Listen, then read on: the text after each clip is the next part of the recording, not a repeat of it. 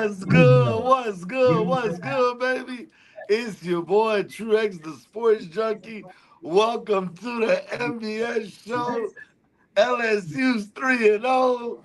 Hey, man, 5 interceptions this past week. Hey, you know what we do, box office. You know what we do, see.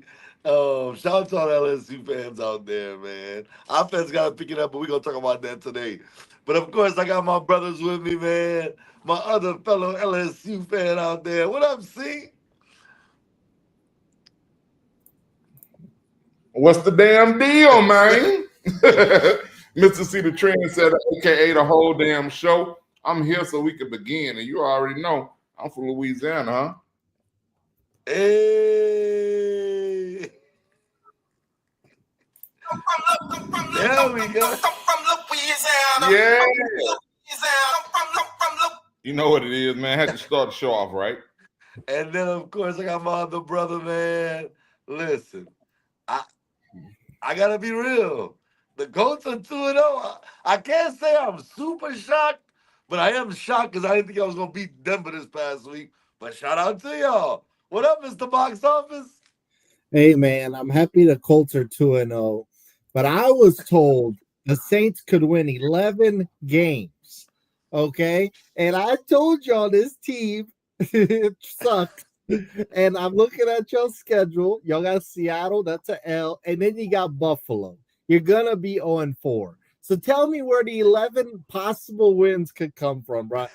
Y'all might not win 5. How many games left, bro? There's How many games left? There's nothing to feel optimistic about, bro. Y'all look bad. How many games are left? I don't know. What is it? 15? 15 games left. So, yes, they still could win 11 games. Bro. They lost to the Niners at home without Purdy, Kittle, Ayuk, and bro. Hey, bro, we learning. We getting the bumps out now. Man, bro, the schedule's only getting tougher, bro. We might be the worst team in the NFL. Just like you wasn't impressed last year when we was 2-0. Don't be impressed when we 0-2. Y'all gonna be 0-4 by the end of the month. Man, come on, man. Well, with that being said, we'll get this show started. Y'all have the topics in front of y'all. I sent them to y'all. It's pretty simple though. Who wants to lead the show if y'all don't mind? All right, I'll get the topics, but I know what we're starting out with. College football, man. Winners and losers. Go ahead. You want me to go first, or you got to see? You go ahead. All right. So y'all want me to give my winner and my loser, or want me to just give one and then come back and double back? Whatever. Okay. Well, I'll give both at this point. All right. Let's start with South Carolina, bro. South Carolina, bro. What the hell was that? What the hell was that? South Carolina, you were at home, and I know, we had high hopes for South Carolina. I didn't think they were a playoff team, but I thought they were a borderline playoff team. And you didn't just get beaten. I know Sellers left the game. See, I know that's what you may mention. I know box office, I think they picked South Carolina to make the playoffs this year. But South Carolina, you can't get drug in the mud like that, like you did against Vandy at home. It can't happen. It can't happen. I know South Carolina, it was a night game, and they were like, oh, we got Vandy, we're gonna do our thing. And y'all got drug in South Carolina. It was demolished. It was over.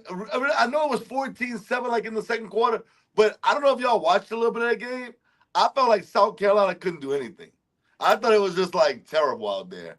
So yeah, I got South Carolina as my biggest loser just because if you lose to Vanderbilt, you still got LSU on the schedule. You still got teams that can beat you up on the schedule.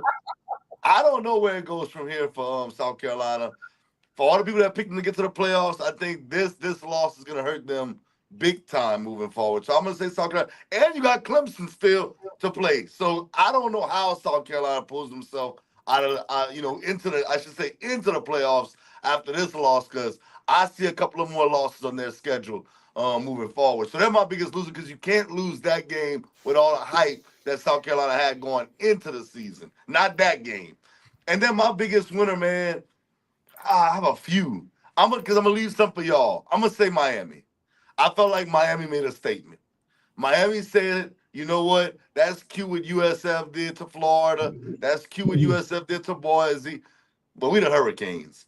You know, you're not going to be the big dog in the state of Florida. It's either us or Florida State, and we're going to find out, or is Florida. Don't sleep on Florida this upcoming week. But I felt like Miami made a statement. I know some people may say, well, y'all picked Miami to beat USF. Yeah, but they didn't just beat them. They destroyed USF. They made a statement. So I'm going to go Miami because I think that they were impressive, and they still have that Notre Dame victory on their schedule as well. So shout out to Miami. All right. So I'll go with my winners first. I actually have a couple winners. First, the Indiana Hoosiers, 73-0. You put up 73 points and don't let them score even a safety or a field goal. Hey, bro, I don't care who you was playing. I know they was playing Indiana State and Larry Bird wasn't out there playing football, but put 73 points on them boys and didn't let them score nothing. Hey, bro, I don't know. I don't know if it gets any better than that. Like, I hate to say it, but didn't Grambling even score on Ohio State? Yeah, I think so. It was like 77-3. I think it was 3. Yeah. I could be wrong. It might have been 0. It might have been 0 though. It might have been 0. Yeah. I don't know. Let me see, man. I think they. Oh, it was, huh? Yeah. It was 7-0. Yeah. 7-0. All right. Well, Indiana still had 3 more points than them, so 73-0, and that's expected because Grambling is a HBCU, and this is a Power 5, and that's the national champions. This was not the national champions. This was an in-state rivalry, and they didn't put a point on the board. You smashed them boys so bad. You got in-state rivalry. You have in-state bragging rights now, except for Notre Dame. But you for as for the most part, you got in-state bragging rights. So big shout out to them. And my other one, which would really be my winner, Georgia. Georgia squeezing out that victory against Tennessee, winning to Rocky Top. And I will be honest with you, watching the game, I said Tennessee is going to win this game. They are not going to lose this game. It's like they did everything they could do to win, but win. It just, I felt sorry for him. Though. He sold him. The kicker sold him though. He did. He did, man. I hate it for him. I hate it for him because he's gonna have to take online classes. Now he's not gonna be able to walk around that campus. He's switching to Tennessee online as we speak. And but it was actually a really good game, very entertaining. Especially when you think about how the last few Georgia Tennessee games have been going. And like I said, Tennessee was like, we're at home, we're not losing this game. They showed during the pregame show or whatever, they showed how I don't know who they beat, but they tore down the goalpost and went and threw it in the river or whatever. In Tennessee one time, like in 2013 or 2017 or something like that. And I think that was they had the last time they beat Bama, which was with Hendon Hooker. Yeah. So that was a cool thought. They thought. To the point, I thought they were gonna win so much. My wife walks in and out while I'm watching football. I told her, I said, "Hey, you might want to stick around. They finna win, and they gonna tear those goalposts down." And they last time they went and threw it in the river, and she was like, "What?" Like sports. She's not a sports person, so things like blow her mind when I say that it happens. So I was like, "Yeah." Last time they went and threw it in the river, and then they had a little mock thing that they had. People was running and jumping off this fake goalpost into the river before. They had like a I forgot what it was. I think it was Game Day was there. Not game, yeah. Game Day was at Rocky Top, and they had like a fake goalpost, and they were running and jumping off of it into the river. So I said, them boys are gonna finna act bad when they win, and then Georgia happened. So I mean, I was really impressed by Georgia having the wherewithal to withstand all of that and win that game, because it put the world on notice that, hey, we still Georgia, and we got to respect that. Who's your loser? Oh, damn, my loser. Oh, my loser is actually not even really a team. It's DJ Lagway, bro. 5 interceptions, dude. Dog, people were talking about you may be the best quarterback in the country before the season starts. 5 interceptions, and me and Box Office was having an argument in the chat. He said, "Oh, he looked bad against USF the week before. He didn't look that bad. That had a lot to do with those LSU DBs, and like I said, we had the best secondary money can buy, and they truly showed it. And it was like the interception he was throwing was like, bro, why did you throw that? You know what I mean? Huh? Terrible interception. Yeah, you like, dog, come on, bro. You didn't see him? You know what I mean? And I was like, bro, DJ Lagway, he just may have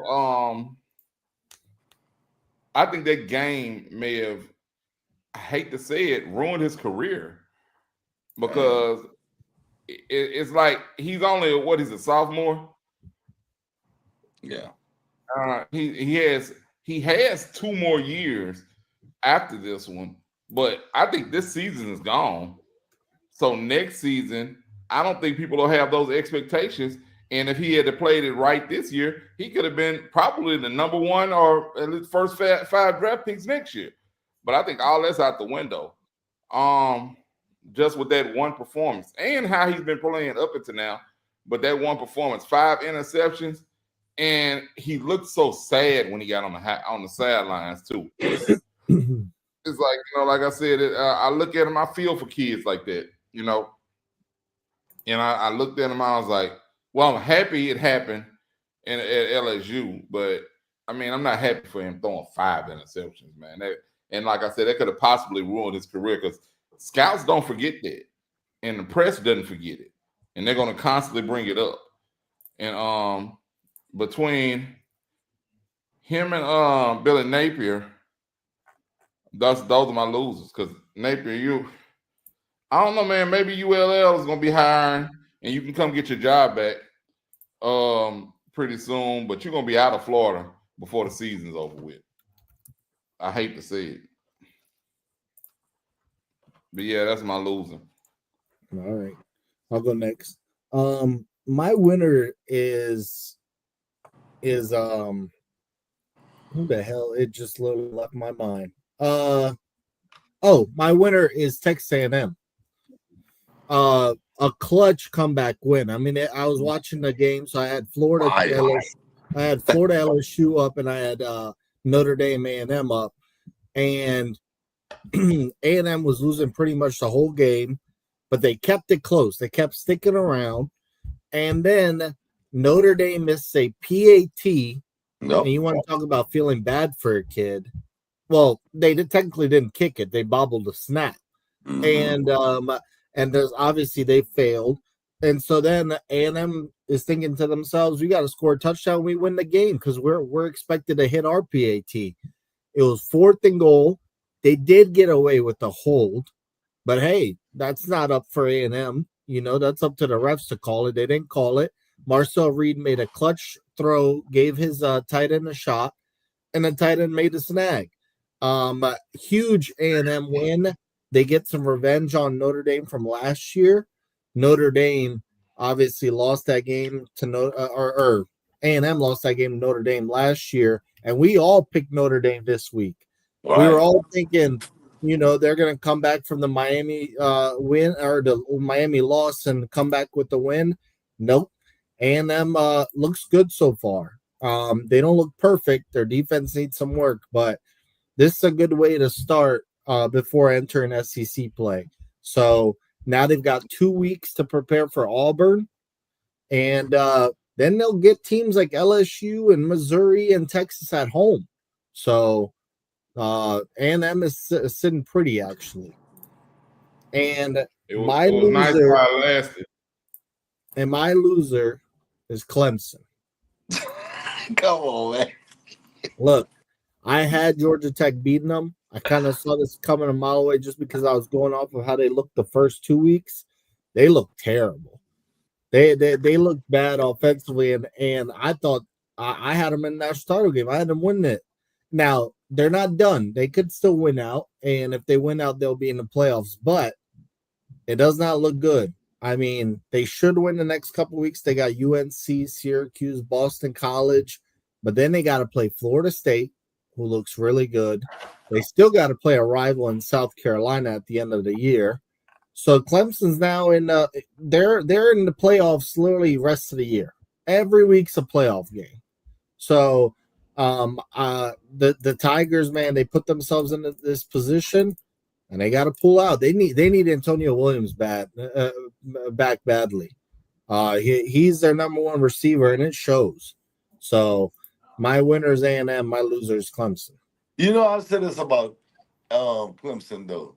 I thought their defense would be better than what it is. It's not saying it's terrible, but all I heard all off season was how great Clemson's defense was going to be. And I'm not saying they're bad, but they haven't looked like they have 3 first-round picks on their defense and nobody can score on them. Georgia Tech moved the ball on them. LSU moved the ball. LSU's best offensive game so far was against Clemson. And they played La Tech. And they looked better offensively against Clemson than they did against La Tech. So, excuse me. Clemson's defense, I understand Williams is out, but I thought their defense would be so much better. And their D-line's getting pushed around. That was their strong suit. Right. And Georgia Tech's running the ball on them. They didn't get after Nussmeier when they played, so plus they were lucky to come back against Troy. So Clemson has not looked good at all. They play Syracuse and they've got to start turning around fast. All right, so tell me where you would rank your top 5 teams right now. I think the top 5 should be the top 5 teams that's in the country right now the way they are. I have no complaints about what they have. I would go Ohio State, defending champs, Penn State, who I think is going to win the national championship this year, LSU just beating Clemson, even though Clemson hasn't looked good, winning in Clemson, that's a big win for me. And LSU's defense looks like one of the best in the country, if not the best. Miami, 2 impressive wins, one against USF in a blowout, and then the Notre Dame win. I think Notre Dame's a good team. I know they lost 2 games. I think Notre Dame's a good team. I don't look at Notre Dame like I look at other teams and say, oh, that's an 0-2 team and they're trash. No, they're a good team. They just had a tough schedule out the gate. Miami and A&M out the gate. That's shout out to Notre Dame for that. They got teams that's playing teams that they know they can score 70 points on. Notre Dame scheduled Miami and A&M back-to-back. So shout out to Notre Dame for that. I don't think Notre Dame's a bad team, but I got Miami at 4. And then Georgia. Georgia's Georgia. Is this the greatest Georgia team that they have ever? No, but shout out to Gunnar Stockton. He played well this past week, y'all. I don't know if y'all watched the whole game. Gunnar Stockton played really well. They were down 21-7 in that game, and they never lost sight of what they do. They still ran the ball, even though they were down to 14 at one point. But yeah, I'm gonna say Georgia still rounds out my top 5 as of today. And even that Gunnar Stockton 4th down throw. Right. Great catch by London Humphreys, but that throw, bro, it allowed the defender not have a chance. Right.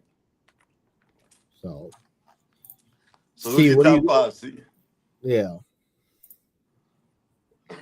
All right. A little shake up from last week's rankings from me. As you probably remember, I had LSU at number 1 last week. Well, even with the win, they dropped from my number 1 spot. I'll go through it really briefly, real quick with you. 5, I got Georgia. 4, I got Miami. 3, I got Penn State. 2, I have LSU. And 1, I have Ohio State.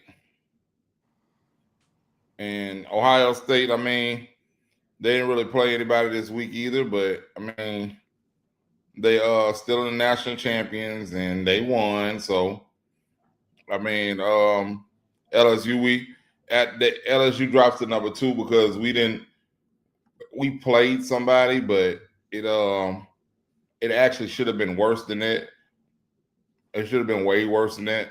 but we couldn't put the ball in the end zone like we should have been doing. So that's enough to make me take them out the top, and put Ohio State back.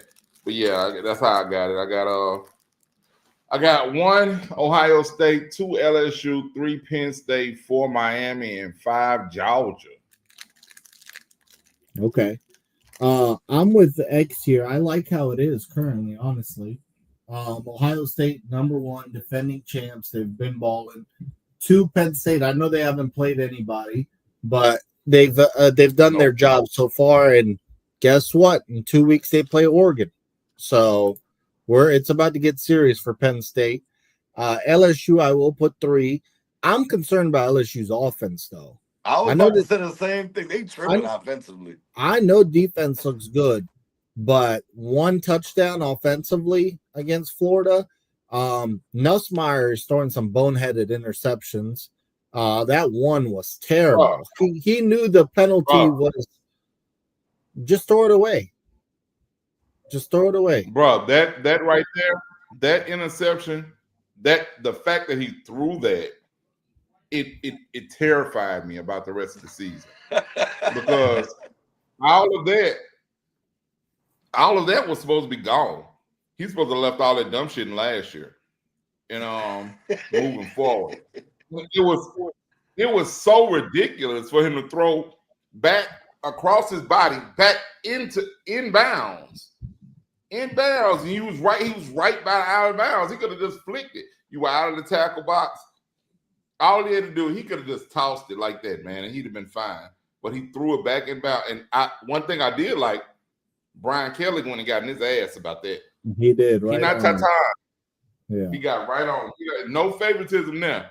If you do something dumb like that, he's on your ass. He was waiting for it. And you could tell Nussmeier didn't want to go back to the sideline after he did it either.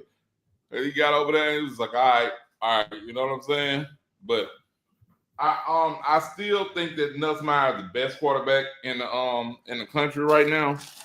But he got to get it together. My thing is LSU's defense play really well, but if their defense has a week off, they might get trampled by somebody just because the offense can't keep up. So they got to get going soon. But hey, while you're winning, it's fine. I'll go number 4, Miami. Impressive wins so far. They just look better and better. And then number 5, I'll go Georgia. Not LSU. Tennessee should have won that game. Even Kirby Smart said it. I mean, they blew it on that field goal. I was pissed because I had Tennessee. I was rooting for Tennessee. I'm not the biggest Georgia fan, so I was rooting against them. And, they took advantage of all the mistakes Tennessee made. So, plus they kept them around the whole game. Tennessee came out hot and Georgia kept answering. So, I'm okay with the top 5 right now. Let me hear y'all's player of the week. Just a college player that really impressed y'all. I'll go first. I'll go Gunnar Stockton. I like how they were kept losing and he kept answering. And I'm not the biggest Gunnar Stockton fan, but he showed me he's clutch. He had 300 yards, 2 touchdowns, no interceptions. and he just kept answering. They kept losing. They were down. They were down at halftime. They come out, and then that throw, like I said, on 4th and goal to London Humphreys was crazy. Then they took advantage in overtime. So I'm gonna go Gunnar Stockton just because of how big the game was. Okay. You want me to go see, or you got it? I'll go because I'm just echoing everything the box office just said. Gunnar Stockton. Gunnar Stockton, man, he showed that he's ready. He's ready to be the starting quarterback at Georgia. He can fight back. He won't get rattled. Last year when he had to come in, he nobody knew anything about him, and he didn't know anything about playing on that type of a level. But he came in and he did all right. He did all right. He was able to beat Texas, and now he is the man in Georgia, and he's playing like it. So I mean, I liked him. He had a great performance to hang in there, and not only hang in there, make some really tough throws, and be one of the reasons why they won the game, and not the reason why they lost. Okay, yeah, I agree with y'all, Gunnar Stockton, but I'll just throw some names out there just because y'all said Gunnar Stockton. I want to give credit to some other kids that I saw this past weekend. Look, I gave a lot of trouble to this kid, and I was very low on this team, but I'm gonna give Ty Simpson his credit. I know it was against Wisconsin, but Alabama looked good offensively, bro. They looked really good offensively. He only had 5 incompletions the entire game, bro. He threw 4 touchdowns in that game. I'm a little concerned about LSU because they got to go to Alabama. They got to go to Oklahoma, I believe. I think it's in Oklahoma. It might be in LSU, the Oklahoma game. But Mateer, we understand what he can do with the ball. But yeah, I'm going to say Ty Simpson had a good game. Also, Carson Beck. I know people are going to say, well, Carson Beck threw 2 interceptions. But I just felt like Carson Beck felt like, nah. We gonna blow them out. He was going for that. He was going for it in that game. Yeah. He had 4 touchdowns in that game. He did throw the 2 picks, but he only had to get 5 incompletions that game. 4 or 5 incompletions. Carson Beck has looked like a totally different quarterback in Miami from what I saw last year. Now, of course, previous Carson Beck, but he had a lot of weapons in Georgia. This Carson Beck, I like what I'm seeing. Even though he threw the 2 picks, which he has to definitely clean that up, he was going for that jugular versus USF. So shout out to him too. But definitely, yeah, he's happy. It's hell being somewhere that you don't want to be, man, and everybody blaming everything on you. You know what I mean? So I mean, I'm happy. Like I said, I'm gonna keep saying it. I'm happy he's happy. Also, he's one of the favorites to win the Heisman now. Yeah, they just released the odds. He's one of the favorites to win the Heisman. Him and I can't think his name. Oklahoma starting quarterback. John Mateer, yeah. Mateer, they got the highest 2 odds, followed by Nussmeier, to win the Heisman now. What about McBride, Deshaun McBride? Hey, he ain't gonna win it. No, not the Heisman, just the 2 picks. Oh, yeah, that was big time. But yeah, no, I think Gunnar Stockton for sure is that player of the week. Just on the road, down 14, you gotta give him his credit. A rivalry game, you gotta give him his credit for sure. Hostile environment. Yeah. All right. Well, let's move on to our picks, and then I'm gonna have y'all come up with one team that's on upset alert after we're done with the picks. So, okay. To cover the college picks, the overall is C. You're still at first, 16-8. I'm second, 15-9. Antonio and Jasper, 13-11, and X is still 500 at 12-12. Hey, bro. Clemson, bro, y'all, bro. Oh. I swear. I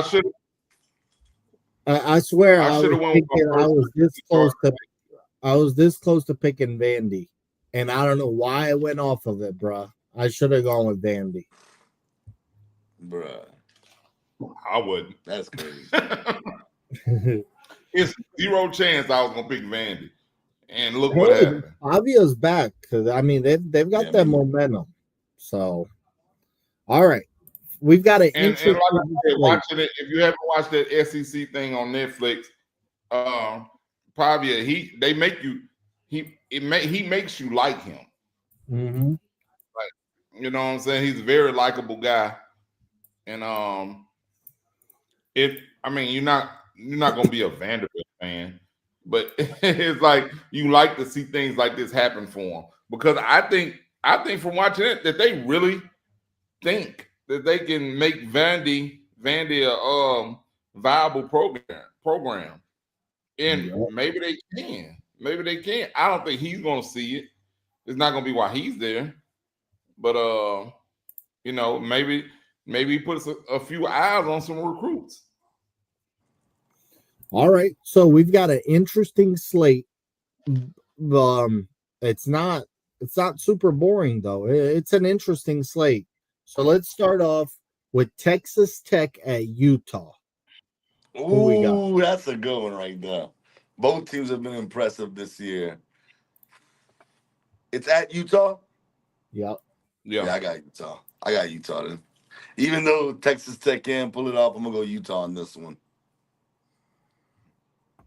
I concur. I'm going Utah. Okay. Got my brother's picks. He's got Utah as well. I'm going to go Utah as well. Their quarterback's playing really well. They've been blowing the hell out of teams. It's at home. I'll go with Utah as well. All right.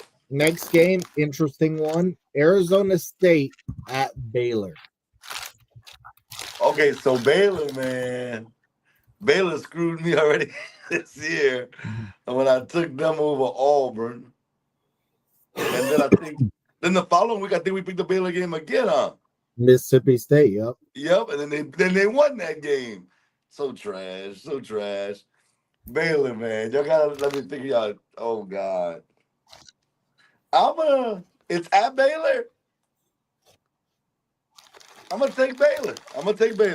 Baylor, y'all better not let me down though. I got Baylor. The Bears. I don't.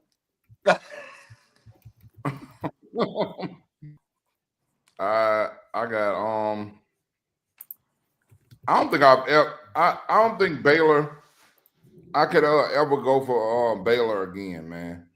They messed me up out of a parlay last year or something like that, and my money talks for me. They messed me out. I think I had like $500 on the line, and they didn't cover or something.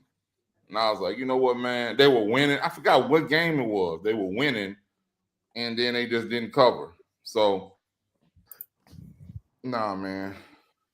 I'm anti-Baylor probably for the rest of my life. All right. So, actually, I got Jasper's picks in. My brother's right at the same time. So, Antonio's got Arizona State. Jasper's got Baylor, and he had Utah in the first one. I'm going Arizona State. They've got to get it going. I think they're better than Baylor. They've got to get it going. Even these wins they've had, they haven't been that impressive. But they've got to get it going, I believe, still in Arizona State. All right. And they lost to Mississippi. Oh, yeah. Plus, they got Arizona State in the national championship game. So they can't fucking lose to Baylor. Bro, I think they messed up your parlay too, though. They lost to Mississippi State. They did. They ruined my parlay, but I mean, I think they gotta get it going. I had them in the playoffs, so maybe, but I just feel like I'd pick them and they're gonna lose to Baylor. So I'm gonna stay with Baylor. All right, next game. Let me ask you this. Go ahead, real quick before we keep going. Notre Dame with 2 losses already. Do they still make the playoffs? If they win out, yeah. If they win out, they got to win out. But they still got some games that are tricky. I think if Miami gets in and A&M gets in the playoffs, then for sure Notre Dame can get in. I just think 10-2 is good enough, and there's going to be teams that beat up on each other. Right.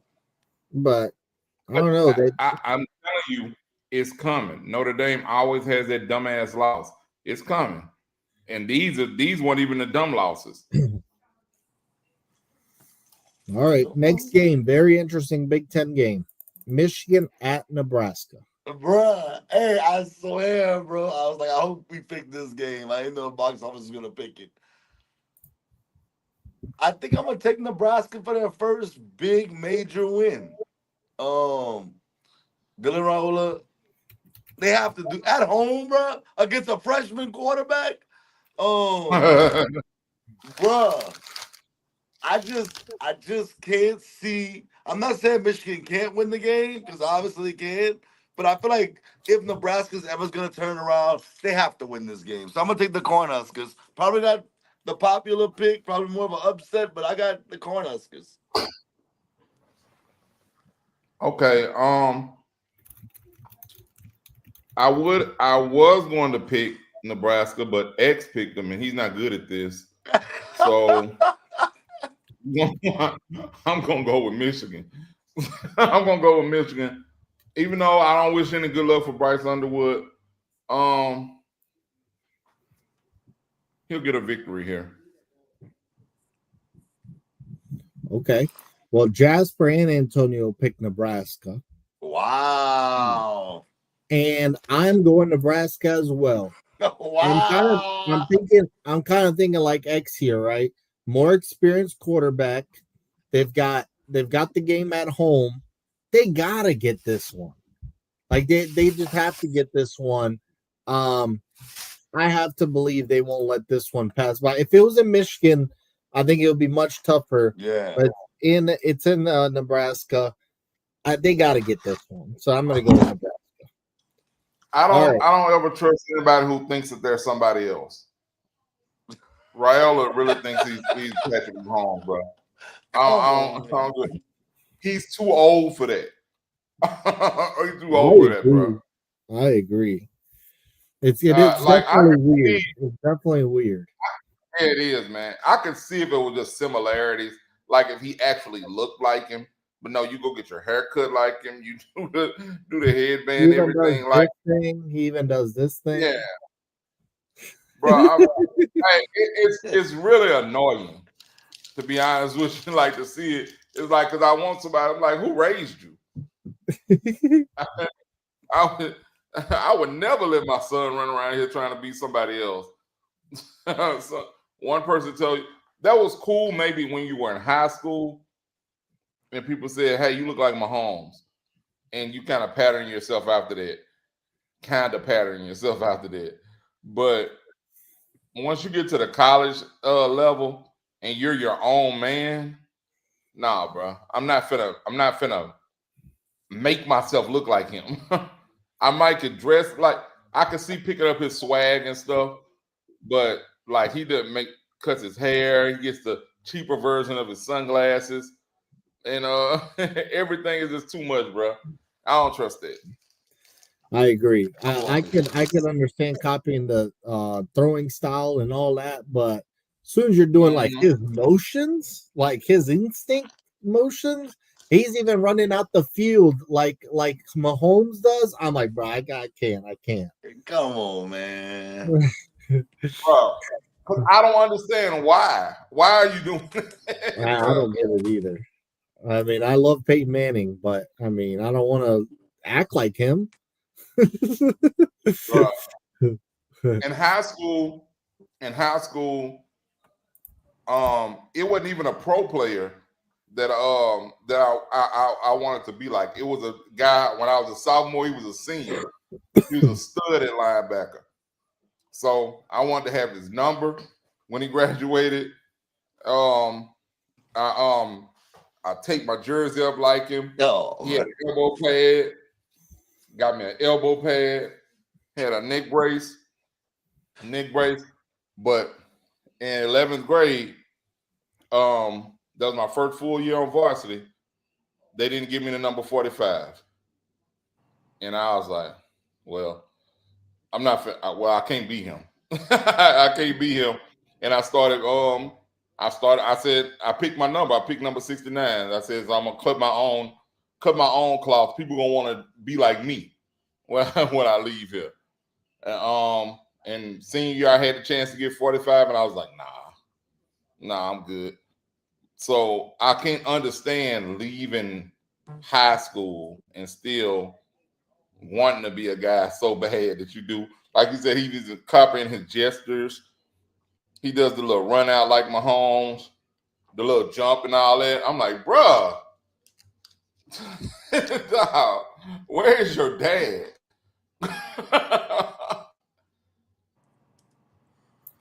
All right. Next game. Auburn at Oklahoma. Ooh.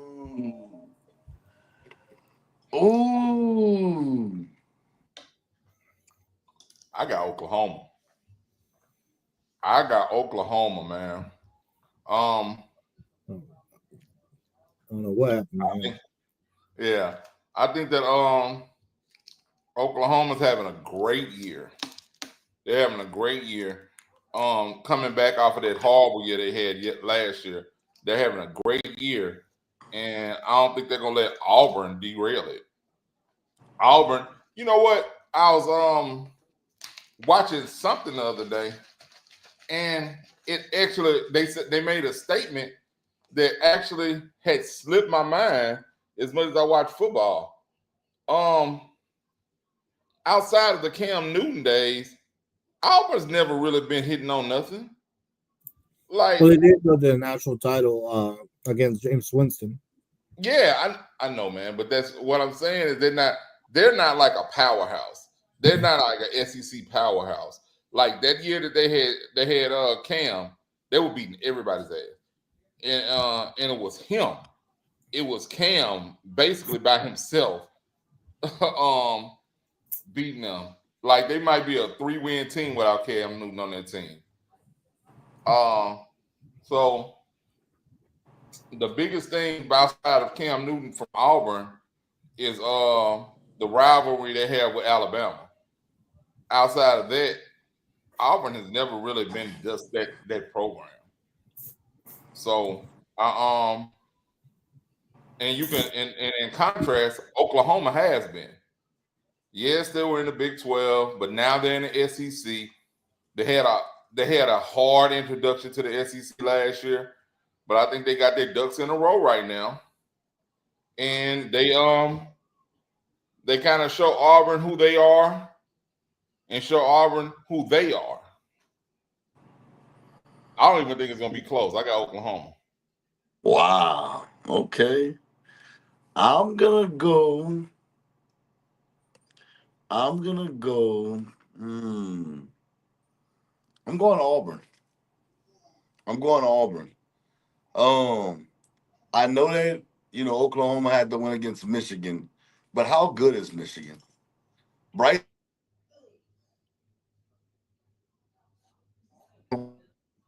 A true that concerns me. Game was a close game up until the fourth quarter, and Michigan had their opportunities to win that game. So I think that I look at Auburn, and I don't know why I can't think of the quarterback's name right now. The box office. I know you got it on mute.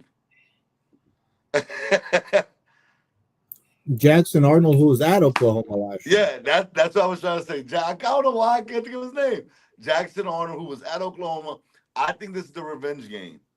I think them having a quarterback that's not a freshman, and an offense that can move the ball.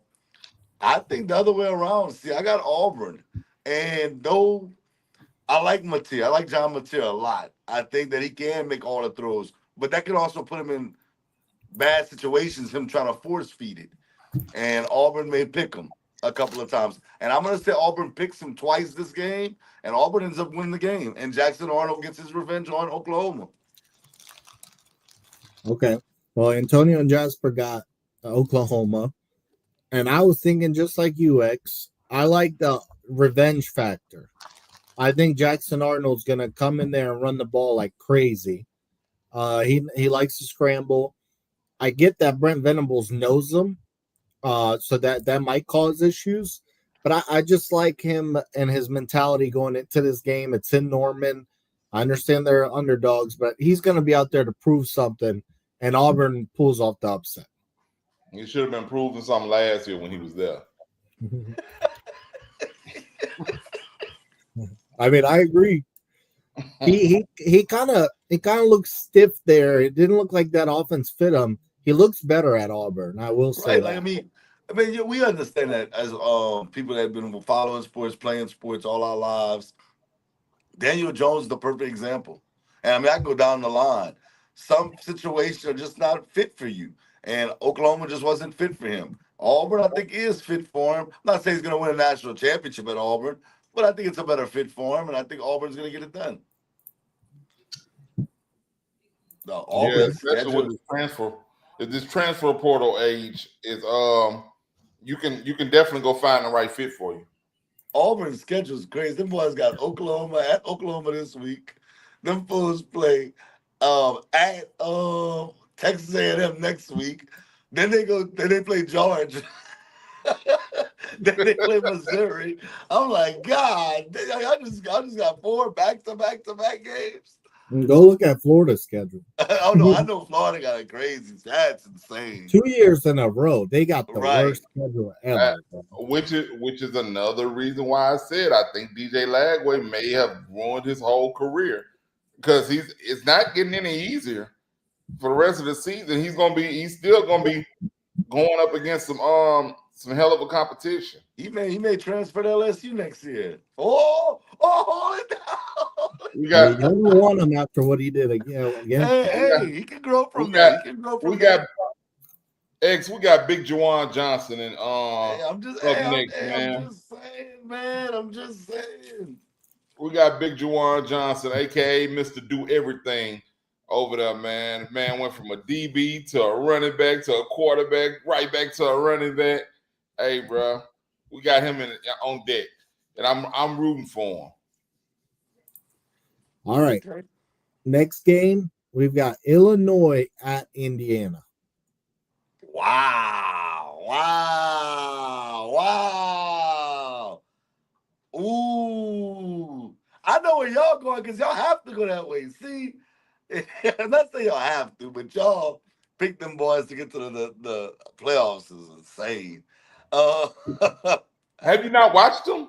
Hey, bro, they ain't beat nobody like that, bro. Calm down. They ain't beat nobody like that, bro. I got Indiana. It's at Indiana. I got Kirk Signetti and them boys. Yeah. Hoosiers. Well, Hey, bro. Calm down, bro. Brandon Lloyd not walking through that door for Illinois. Rashad Mendenhall, he's been gone. He's been left. Calm down. I ain't got them boys. hey, man. I got the Fighting Illini. I don't really know what an Illini is, but I'm assuming a resident of Illinois. That's I don't what I know. would assume too. I know it's a terrible name. Yeah. It's like I don't know, bro.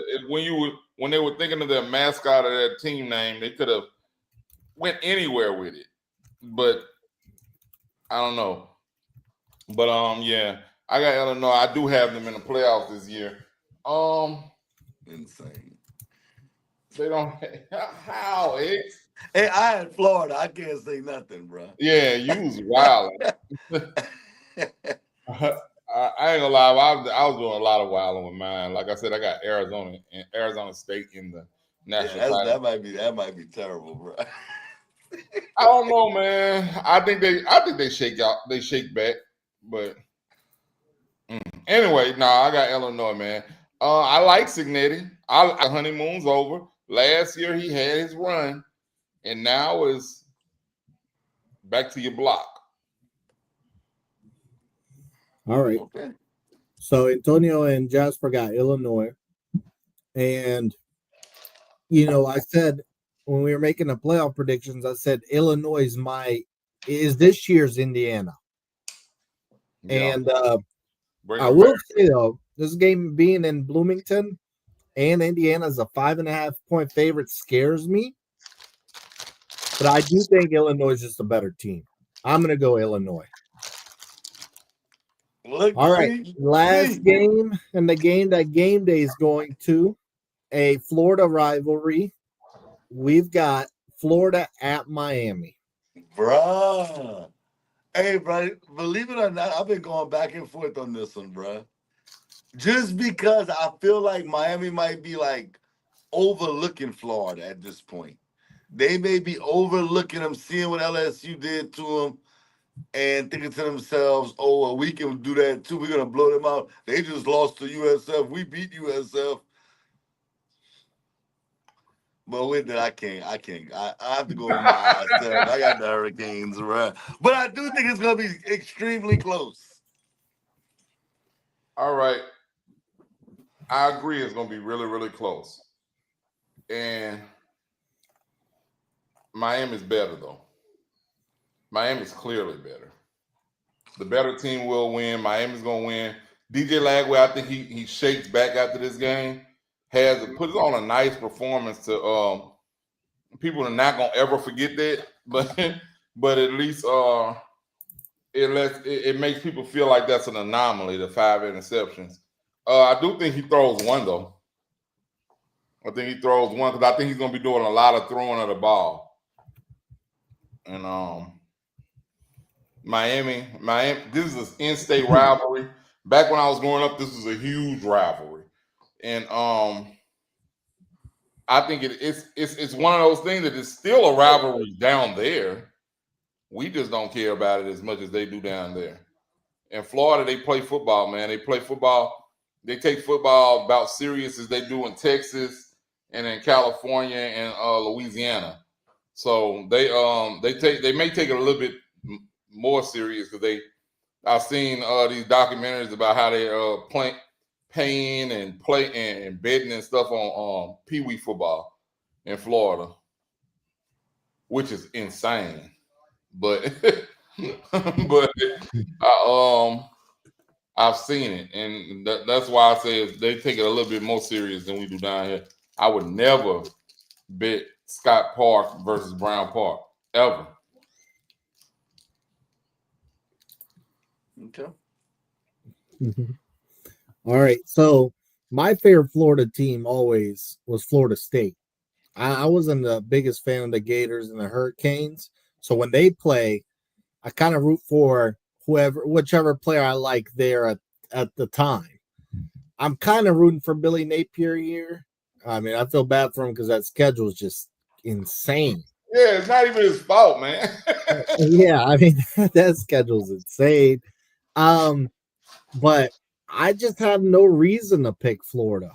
I do expect it to be close just because they're hungry for a win, but it doesn't look good, and he might be gone any week now, honestly. I've got Miami. I got to go with what I've seen so far this year. They look good. They're at home. I think it might get only worse for Lagway. And, Napier's in a tough position when Lagway because if you bench him, then all his confidence might be gone going forward. But then if he continues playing awful too, like what does that do? Either he's in a tough spot. Jasper Antonio's got Miami as well, so everyone's got Miami. So we'll see. I think if they run the football with Jaden Ball and they don't turn over the football, they can win this game. I know that's easy to say, but I'm just saying like they lost LSU by 10 points and LSU got 5 interceptions. Like it wasn't like it was like a blowout. Like I don't think Florida's a bad team.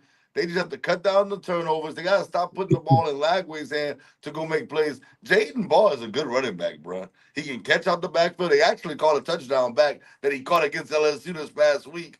So I just think just feed him the rock, let him eat, and not turn over the football is the key to success here. Because we know Carson Beck is going to take some chances himself. He will take chances in this game. He took him against Notre Dame. He took it this last week against USF. He's going to take his chances. Florida just to capitalize, win the turnover battle, run the football.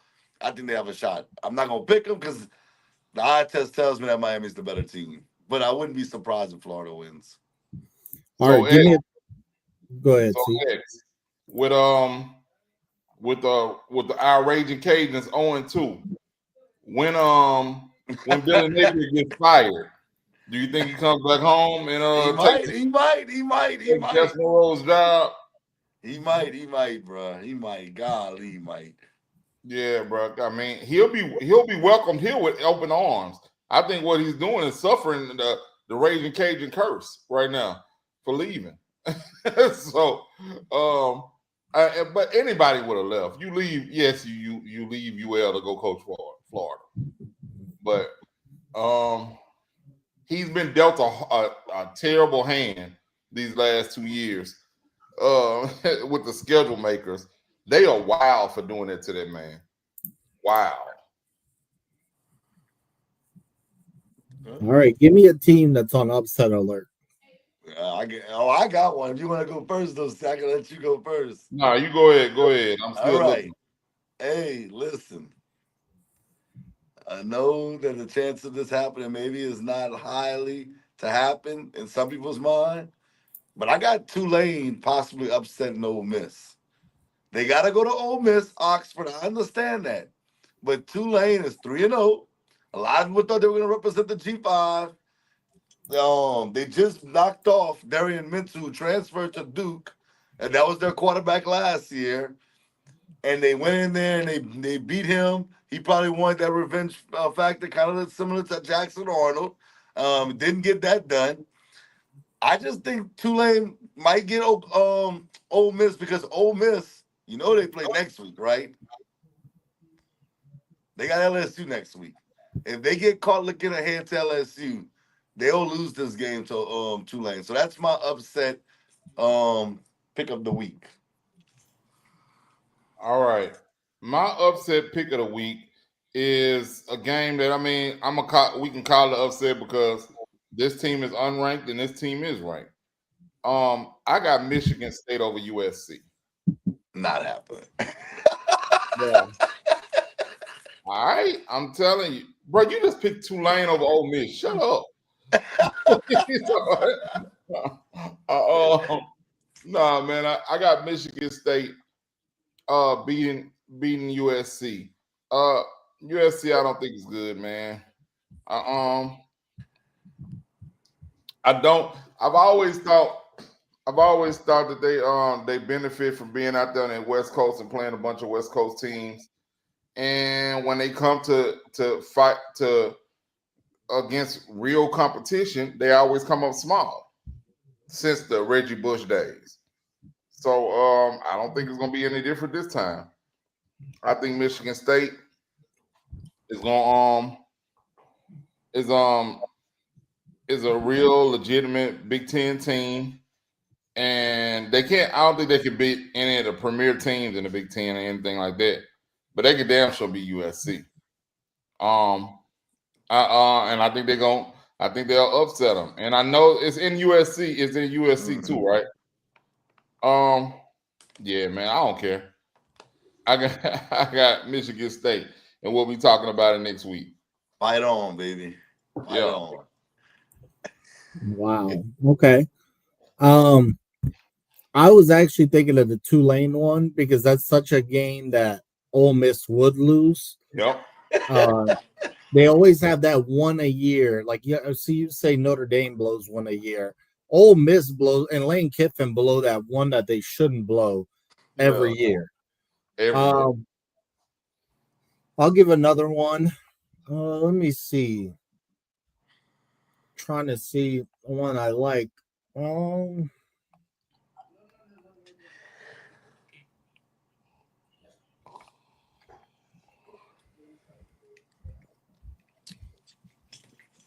Man.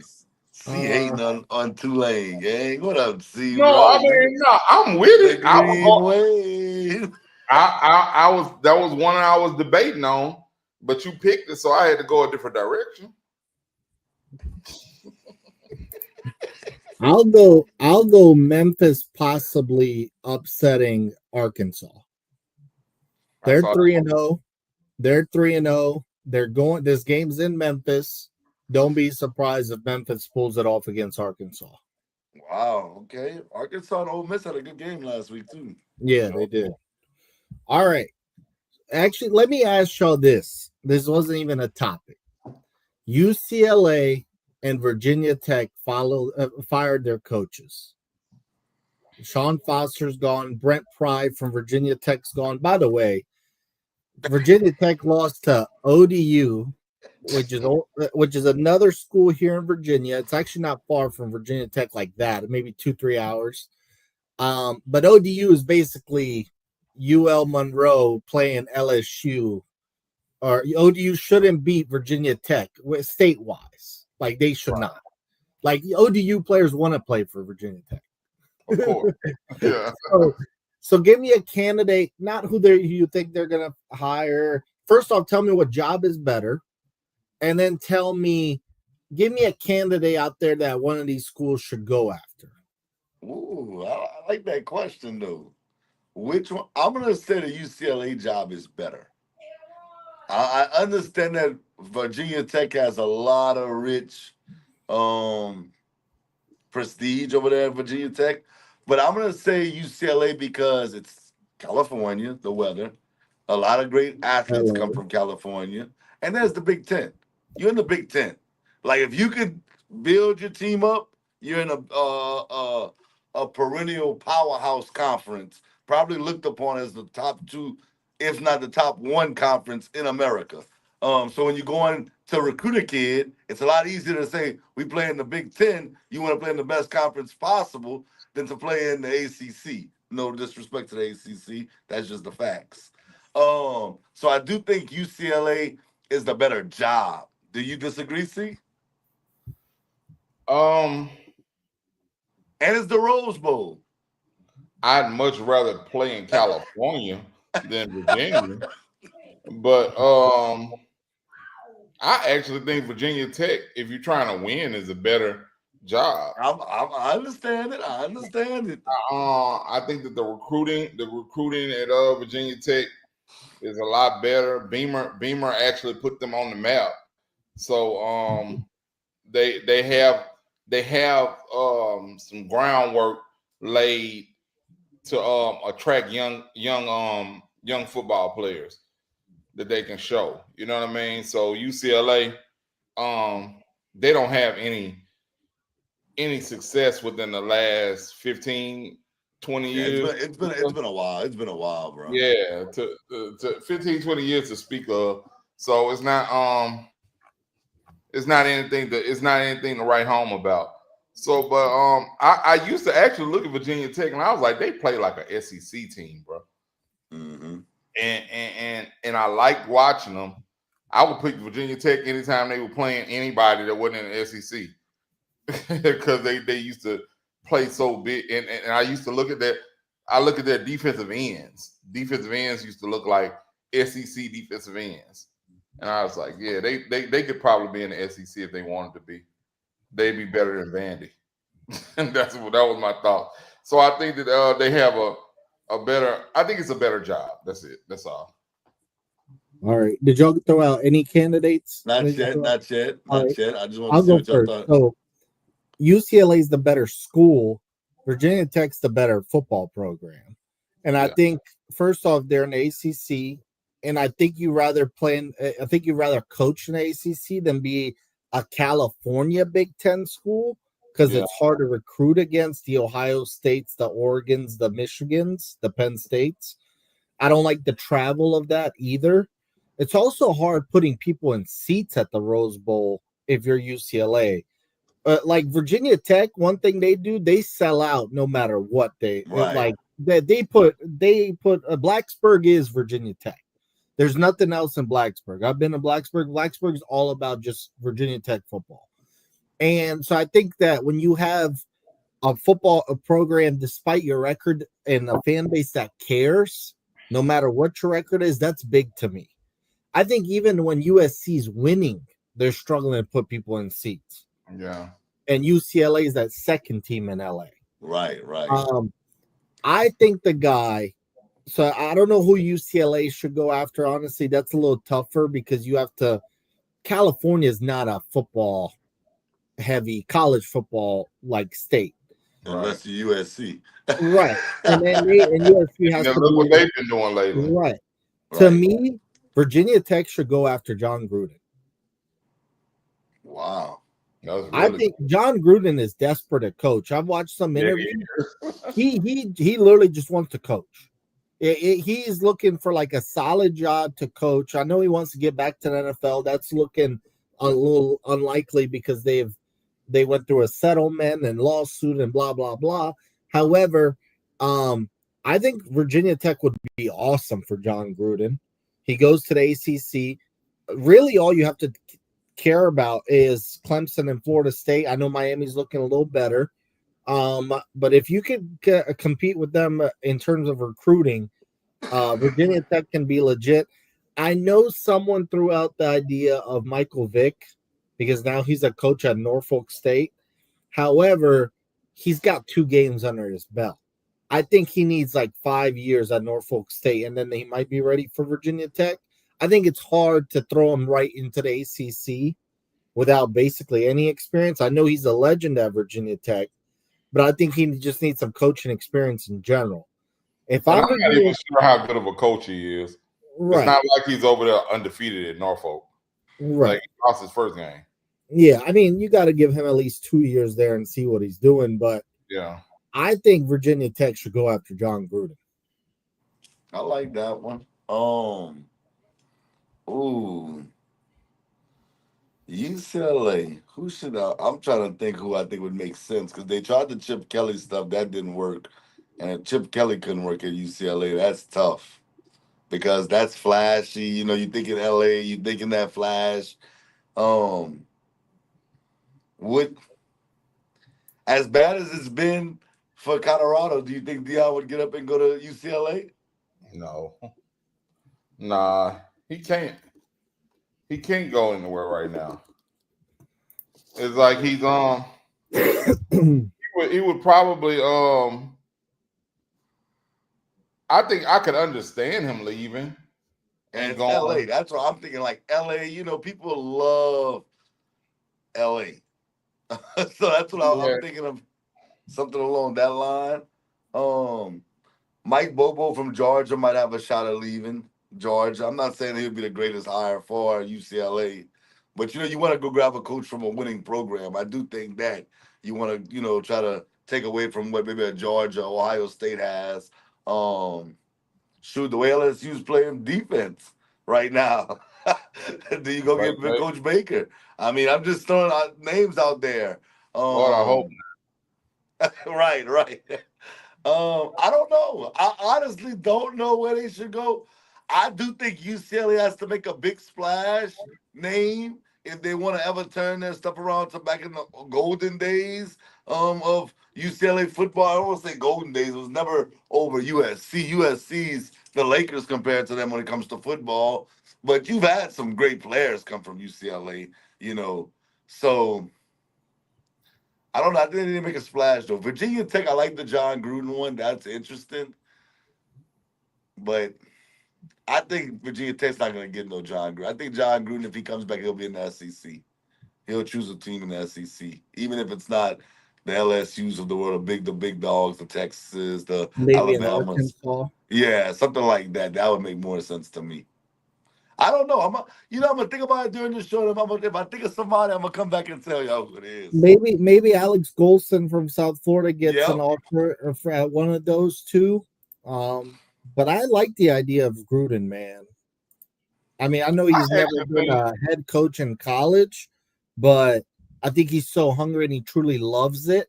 Plus, you give some buzz to one of those teams that you get people even more interested. How much money is too much money to give to a coach? I gotta look at the salaries. I want to say the highest coach, I want to say is Kirby and makes 10 a year. And I look Brent Pry at at Virginia Tech was making 4. So John Gruden, I think, would take it for $6 million.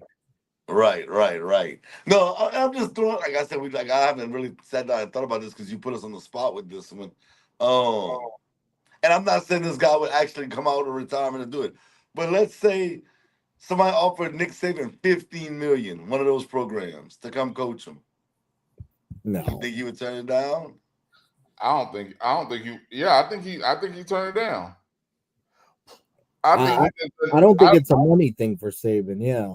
Yeah, I think at this point he actually is. I want to say done coaching because he was he didn't like the way college football was going. Now that everybody else can pay, and not just him at Bama, he didn't like that. So I think he's done. He don't want to do all that work and picking up from scratch and starting over somewhere else. I actually like John Gruden for UCLA more than Virginia Tech. I like him for UCLA more than Virginia Tech. I think that's more speed. What is it? 5 spider wide banana? I think that's more speed over there, man. And I was just sitting thinking, and you know, I'm gonna say something. I know y'all gonna laugh when I say his name for Virginia Tech, but I've heard he wants to coach again. Ed Orgeron. I can see him going to Virginia Tech, and like I said, they've always reminded me of somewhat of a SEC type team. I could see him going over there, being a good recruiter, and surrounding himself with a good offensive coordinator as well.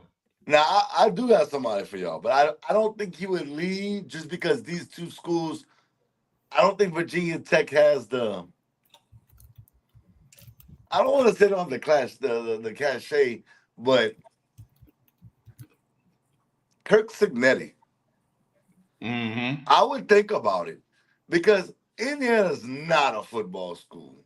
You're like, let's be real, like that. I know UCLA is a basketball school too, but at least I feel like they have more of a football school than Indiana. I just think Signetti to a bigger program would make sense to me. Well, he also knows Virginia recruiting because he's at James Madison before Indiana. Right. So that would make sense. If Virginia Tech would go get Kirk Signetti, that would make sense to me. I just don't know if he'll leave the Big Ten to go coach an ACC school. But he gets paid $8 million a year. Right. So I mean, but if he goes to Va Tech, shoot, hey man, he can restore that. I got one. UCLA, Oregon's offensive coordinator Will Stein. Okay. I can see him staying on the coast. Staying on that coast. He proved that he can master our offense. And usually they get good jobs. Because that's what people look for first, offense. Okay. And Beamer's son, if he were to leave South Carolina to go to Virginia Tech, I believe they'd offer him a lot of money to come up there.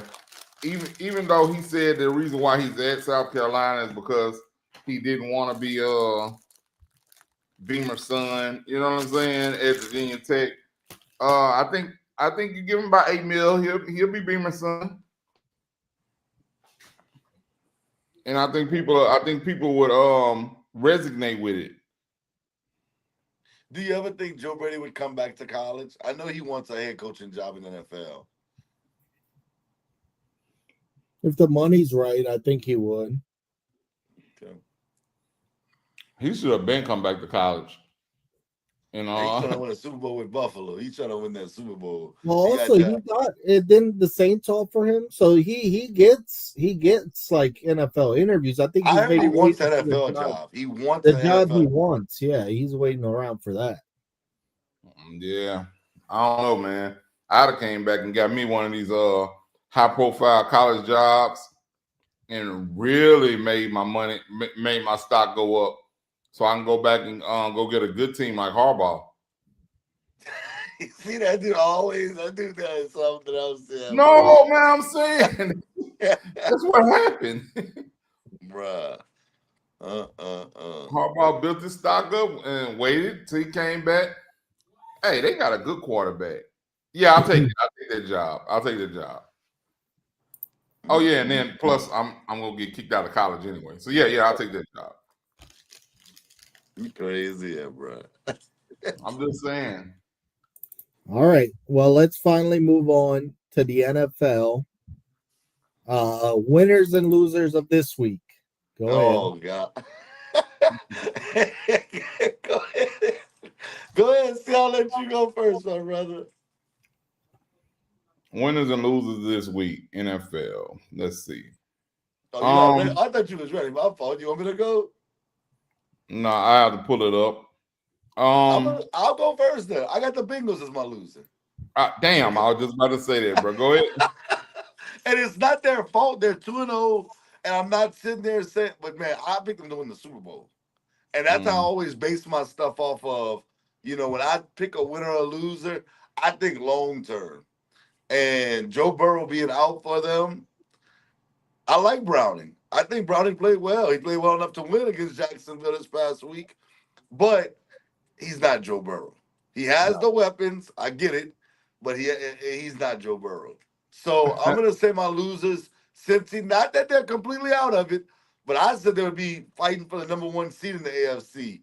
I don't see that now. That's not going to happen. The way Baltimore is playing, the way the Chargers are playing, like I said, they're my biggest loser. I'm not even going to mention Kansas City because I told y'all Kansas City wasn't going to be that good this year anyway. And then my biggest winner of all the teams that I saw play this week, I'm going to say Indianapolis. I'm going to say Indy. I really thought Indy was going to lose to Denver. If you'd have said, X, which game is a lock that is going to happen, I'm like, Indy's not beating Denver, bro. Denver is one of those teams that they have a good defense. They have a good offense. They can do pretty much, they have a good coach. Bo Nix, if he takes that next step. Yeah, but I'm going to say Indy, bro. Indy, I knew they would be good with Daniel Jones, but dog, they may be this year's Minnesota Vikings with Sam Darnold. They may be really good this year. And Houston didn't look great last night. Jacksonville don't look great to me. Tennessee, they have a rookie quarterback.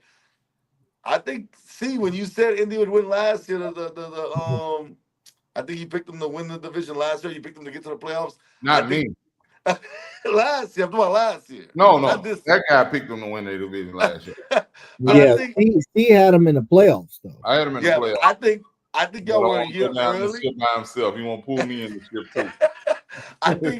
I think y'all were a year early, and y'all were with the wrong quarterback. They have the right quarterback to me. Daniel Jones is not gonna miss a 10-yard out route. No, he's gonna hit that out route.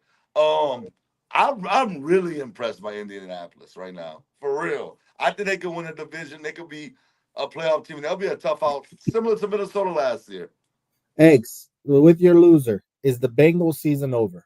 It's not over. It's not over. They're 2-0. They can beat Cleveland's of the world. They can win. I think they play Minnesota in, I think 2 weeks or this week. It's one of this week. So, yeah, they can win that game. If they can win the games they're supposed to win until Burrow comes back, they'll be a borderline playoff team. If they get in, they're dangerous because their receiving core is just so nasty, bro. And their defense is looking better. I told y'all a little bit better. All right.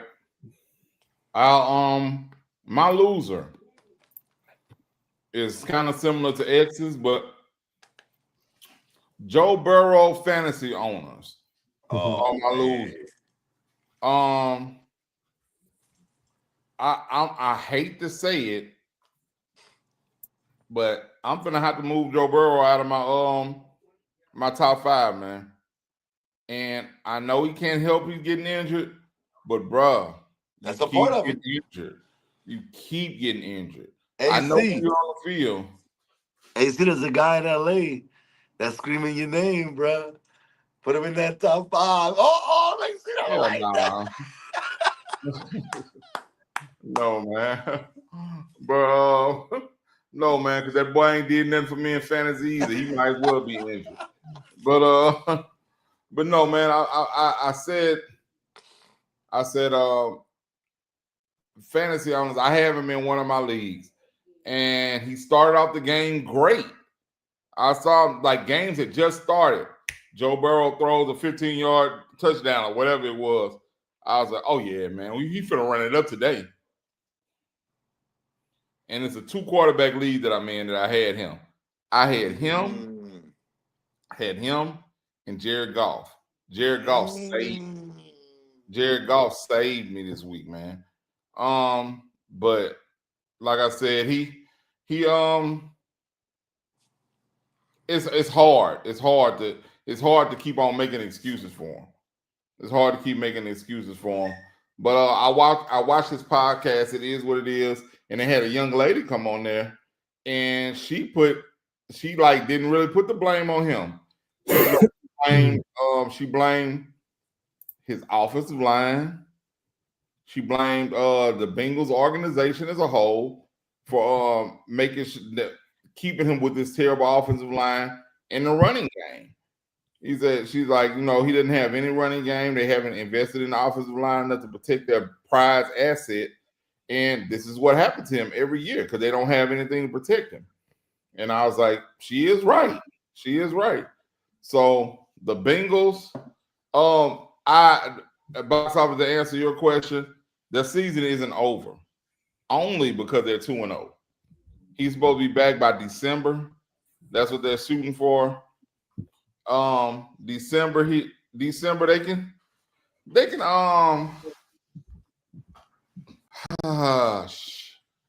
probably win 3-4 games by then. So having a 6-win team when he comes back and making that last playoff push like he does every year, I think that they could make a playoff push and possibly sneak into the playoffs.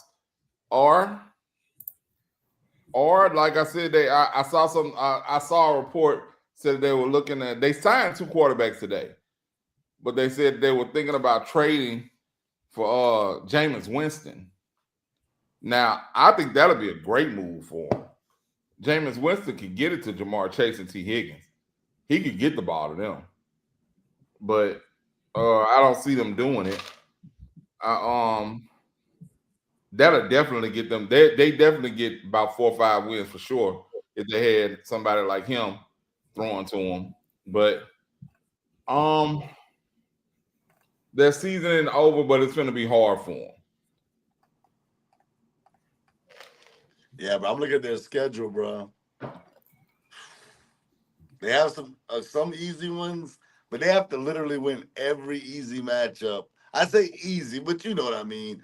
Teams that they should beat. With Joe Burrow, I would pick them to win. But even with Joe Burrow, are they going to beat Denver at Denver? That's going to be tough. Detroit, I don't care what that game's at. Detroit can score on anybody. At Green Bay, that's going to be tough. Pittsburgh twice, that's going to be tough. I mean, even though Pittsburgh didn't look great this past week. Baltimore twice. Buffalo, which if he comes back the first time, the first available game in December, which would be against Buffalo. Cleveland twice. Yeah, but they got Cleveland once. Yeah, so it's gonna be tough, but I think they have a chance because they can pull off some of, and they have other things that's gonna happen. So we'll see. I don't know. All right, I'm gonna start off with my winner, and C's not gonna like this. My winner is the Tampa Bay Buccaneers. What a clutch win. And it's crazy how Baker's turned his career around. Mm-hmm. I don't think Baker gets enough props for what he did in Cleveland. He actually got him a playoff win in Cleveland against Pittsburgh. And then they lost to the Chiefs. No shame there. And they were actually very competitive in that game, if y'all remember. Then he gets shipped off to Carolina and the Rams for 2 weeks. And it seemed like he was about to become a journeyman backup. Nope, lands in Tampa and now has gotten a contract extension, makes the playoffs every year, wins that division every year, and Tampa's going to win this division again. Yeah. Bruh, the Saints, I told y'all, are garbage. Carolina's garbage. I thought they were going to be a little better. Bruh, they look bad. Atlanta, Penix, Atlanta can't. Penix needs another year to get better, bro. He does not look like the college Penix. And Collinsworth kept talking about his release. I don't give a damn about no release. Make throws, make them down the field. Release it to the wide receiver. I'm just like, come on, man. I understand your job is to make the game interesting, but he's got to play better. I feel like Bijan's got to do way too much on offense for Atlanta to even score. Tampa's going to win this division, I think, with ease. They look good. They're an NFC contender. They're only getting better. That defense is good. Mike Evans, Ibuka, Chris Godwin still has yet to come back. Bucky Irving looks nice. Right. So that offense, man, I like with the direction Tampa's headed in. And that win last night was clutch. I mean, that 4th and 10 and Baker chooses to take off. And he got the first down and won the game. So my winner is Tampa just because I like the direction they're headed in. They got the Jets next week and they'll probably be 3-0. Oh, and shout out to Todd Bowles. He is 8-0 in weeks 1 and 2 for Tampa in his coaching career in Tampa. He's 8-0. So that whatever Todd Bowles is doing in the offseason, Cincinnati needs to copy. They need to Cincinnati's 2-0. They are this time. But Todd Bowles is doing something right.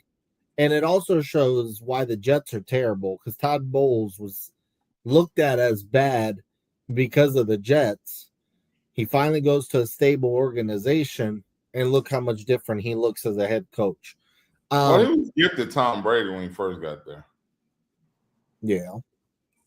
All right. My loser is also the Bengals. And, bro, I hate to say it. Joe Burrow's career is looking a lot like Andrew Luck's. I saw that comparison. Bro, but I don't know if y'all saw this on Instagram. Yeah, Andrew Luck played 15 more games than Joe Burrow as of right now and has been sacked 27 times less than Burrow.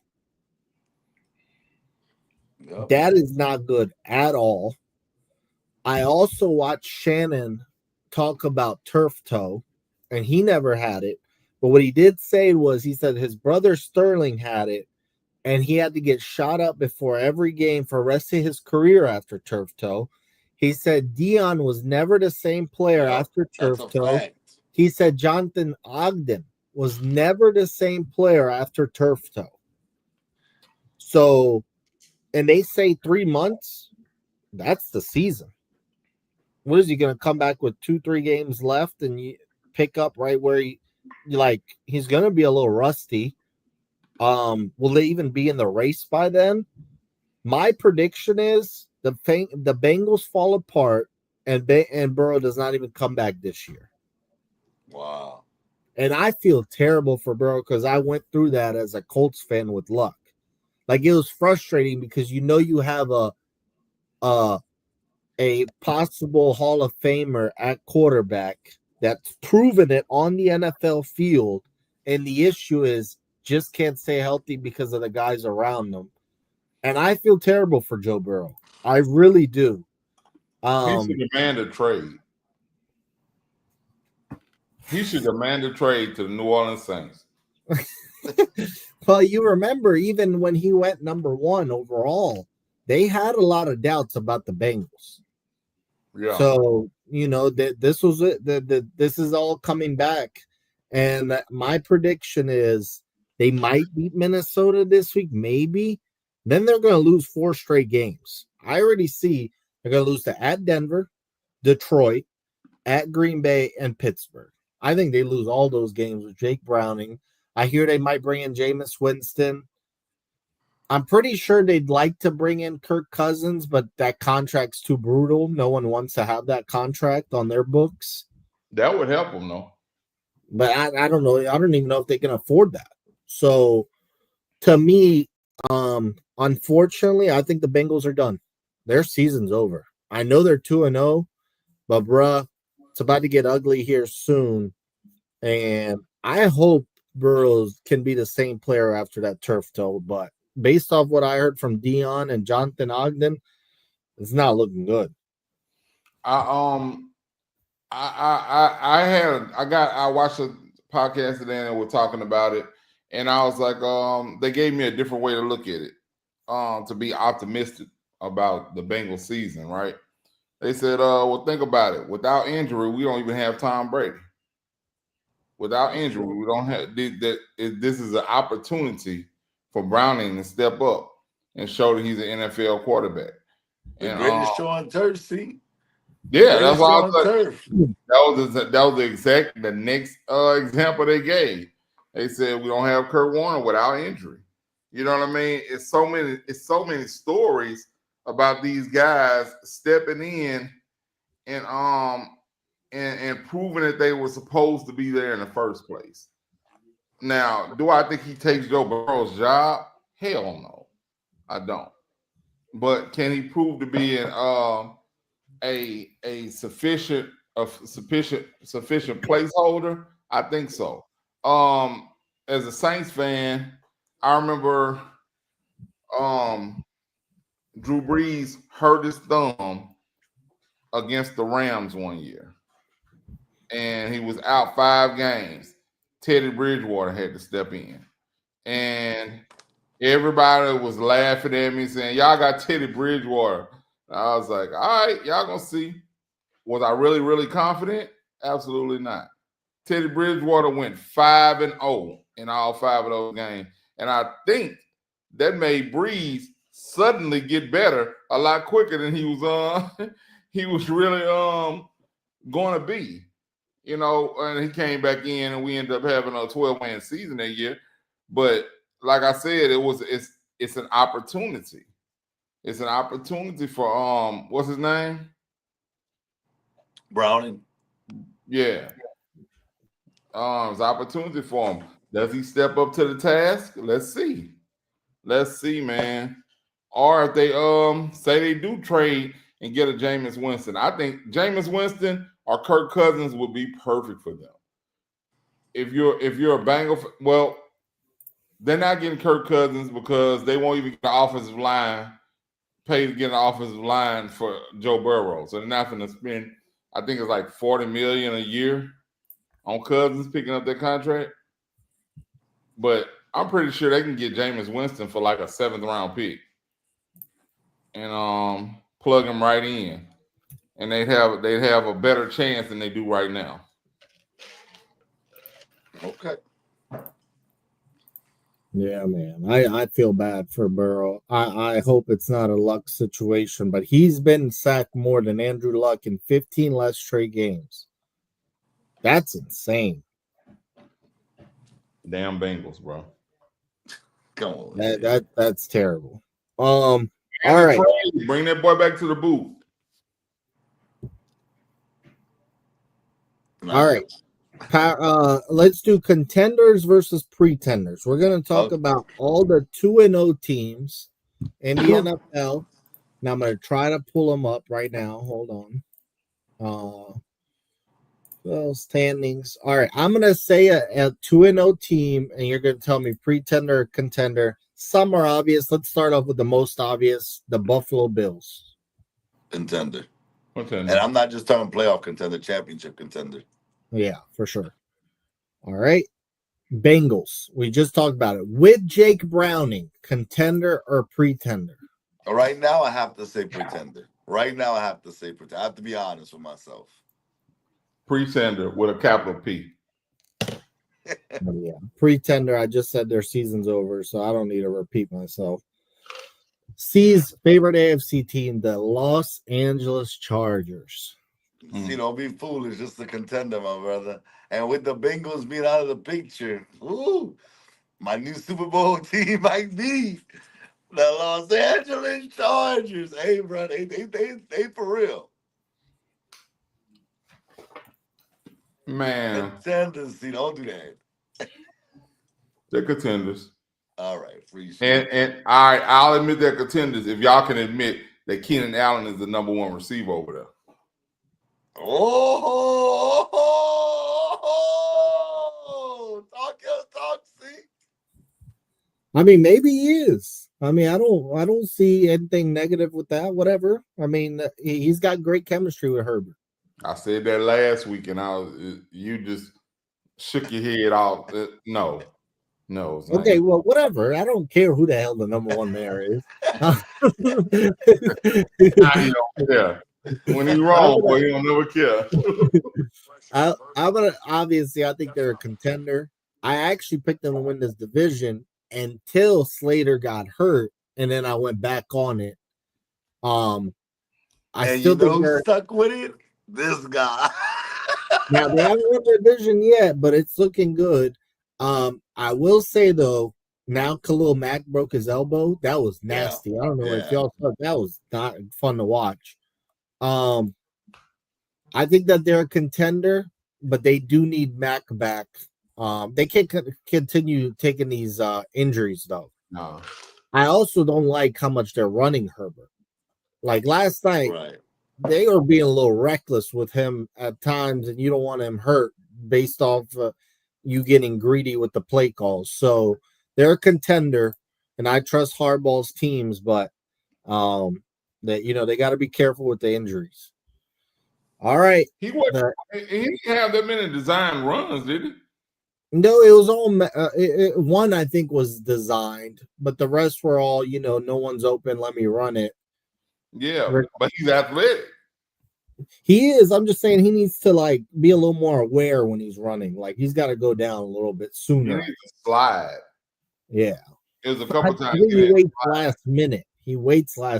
And then he gets hit. Like when he got hit.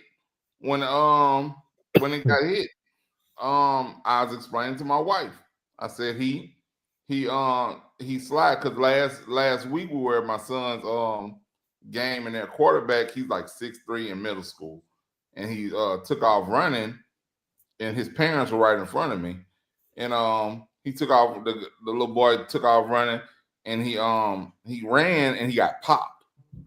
And I said, woo. I asked him, I said, hey, doesn't he play baseball too? It was like, yeah. I said, tell him to slide. Like he doesn't need to do that. And then she's like, I didn't know why you said it, because I explained to her last night why that was a penalty when they hit Herbert. I said that's what they she's like, what? It was like he had already started going to hit him though. I said, but he knows a quarterback is going to slide. That's why they still gave him the penalty. Right. So that's I just think that he needs to get better on his sliding. Like you said, he kind of wasted the last minute.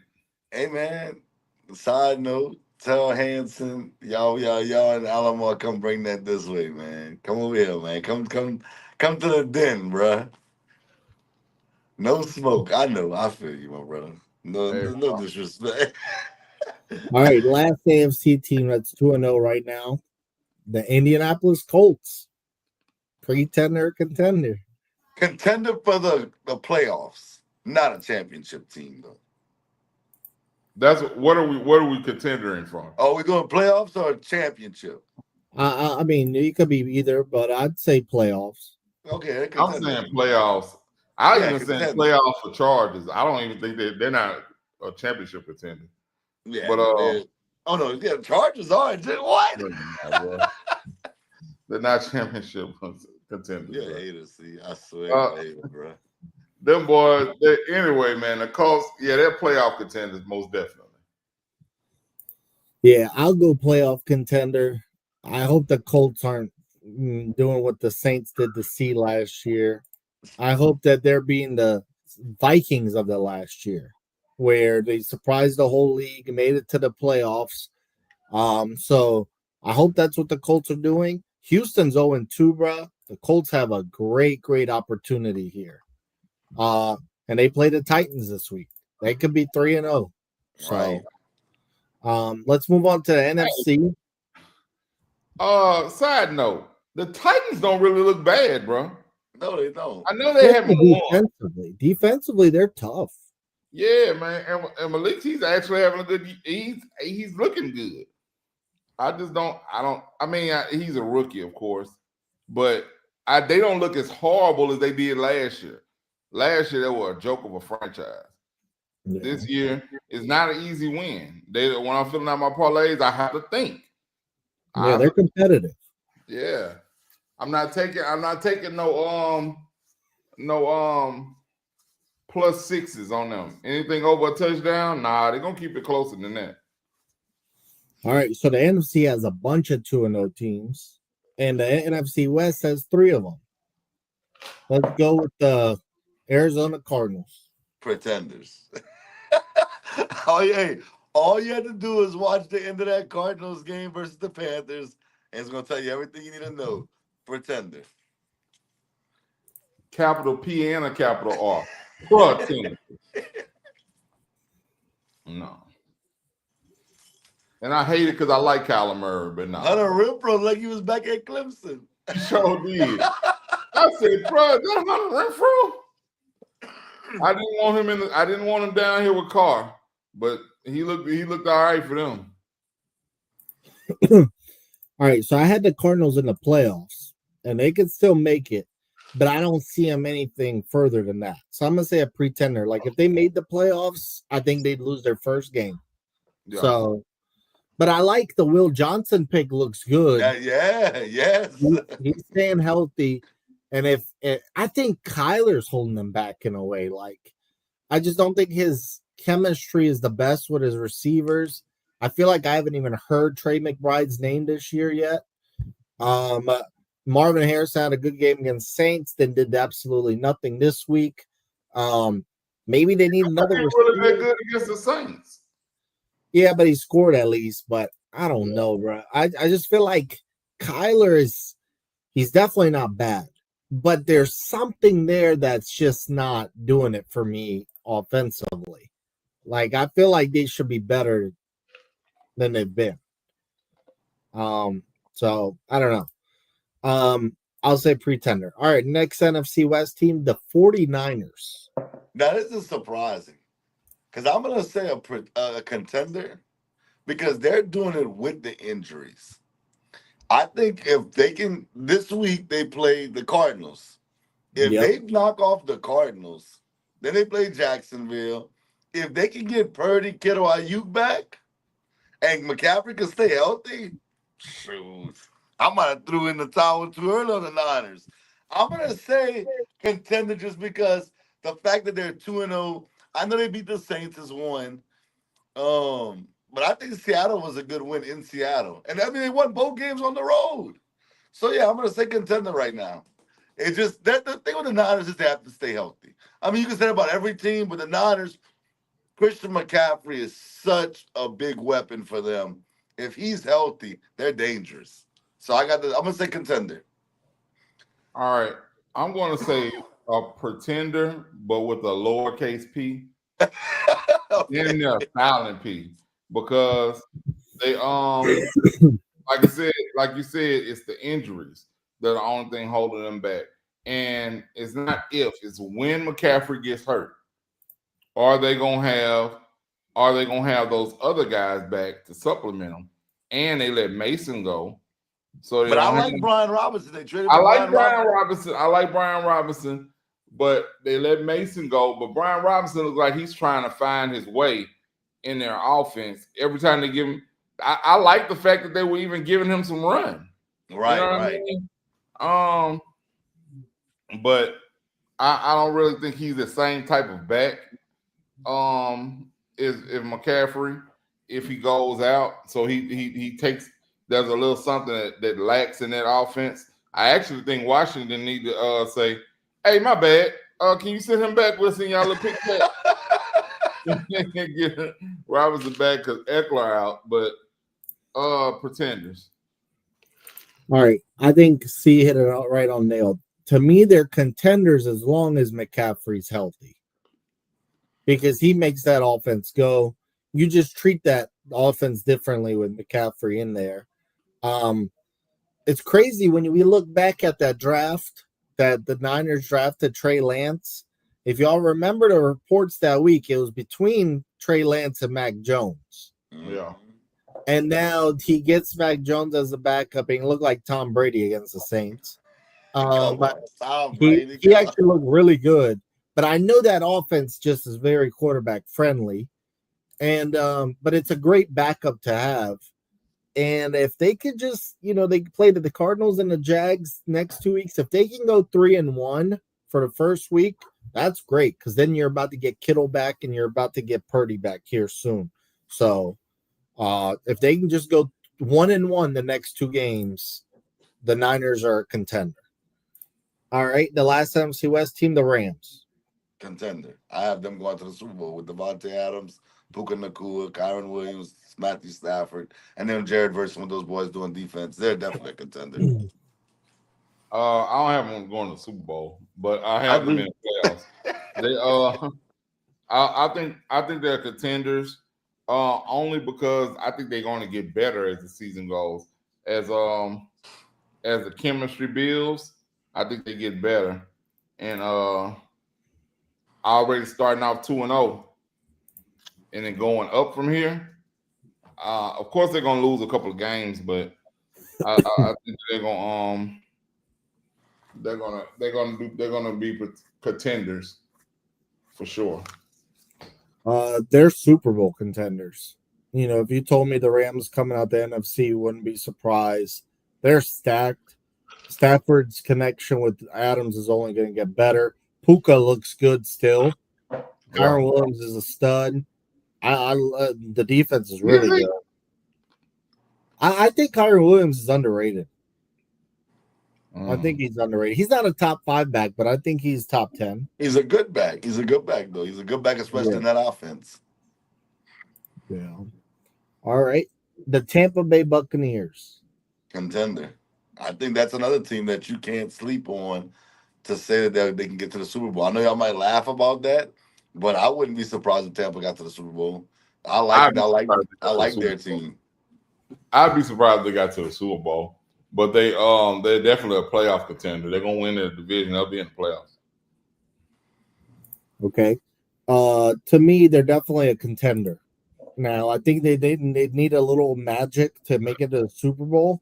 I think Baker would just have to go bananas, but they still have a lot of players on that team from that Super Bowl team, though. Mike Evans, Godwin, Levante David, Vita Vea. So they have Super Bowl experience. So I'm not going to go with the Eagles because everybody knows they're a contender. So the last one, the Green Bay Packers.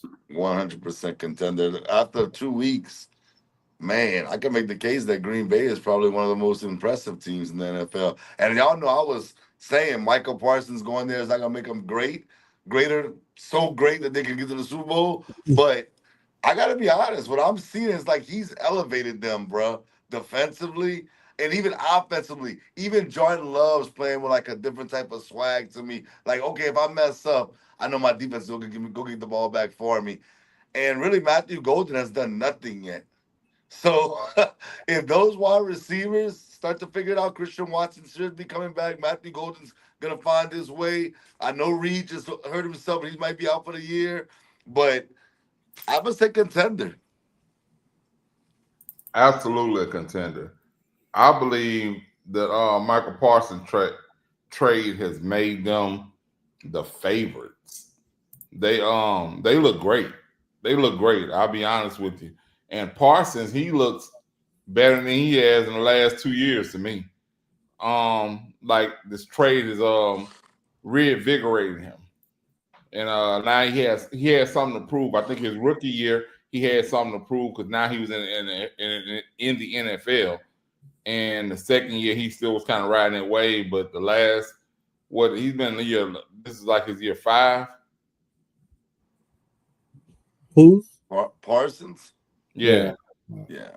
Yeah. So the first 2 years I think were phenomenal. His last 2 years is kind of, they weren't the first 2 years. And now I think he's going on a tear. He's trying to make everybody a believer again. So I think Green Bay is going to benefit from that. Cowboys are idiots still. They ruined it. They ruined it for the rest of the league with this trade. And yeah, Green Bay definitely contenders with a capital C. Okay. Yeah, definitely contenders. And bro, what he does when he's motivated is nuts. Even when he's not getting sacks, just the way he affects the quarterback. It's amazing. Yeah, the quarterbacks just have to shift and move around, and it's not all about sacks with Micah Parsons. He makes you adjust as a quarterback. He was bothering Jane Daniels. Like, Jaden Daniels was getting annoyed. So that's why I think the Cowboys lost on that trade. I'm Micah Parsons guy because I love his motor once he's motivated enough, and I think he's motivated because of the trade. So they're a contender, and if they could get all those games in the playoffs in Lambeau, it could be interesting. All right, let's do our power rankings. Give me your top 5 best teams in the league right now. Okay, so based off of what I've seen so far, I'm just going off of what my eyes tell me. I'm not saying that other teams that's 2-0. Shout out to all of them. Y'all know who y'all are.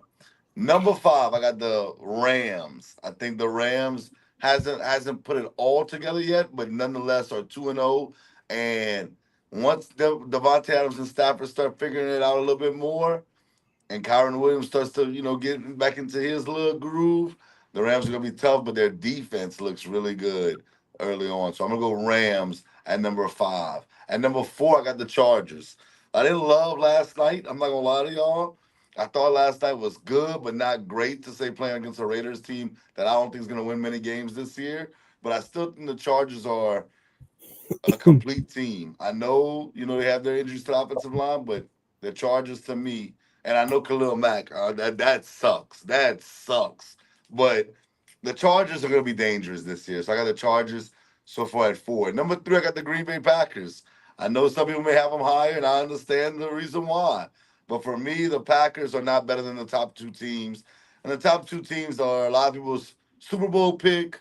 A lot of people have them winning the Super Bowl, and that's the Bills, followed by the Eagles, the defending champs. The Eagles, they went into Kansas City and beat Patrick Mahomes and didn't even play their A game. And I thought Patrick Mahomes actually played good in the game, decent. He looked more like Patrick Mahomes. Travis Kelce did drop a touchdown. We understand that.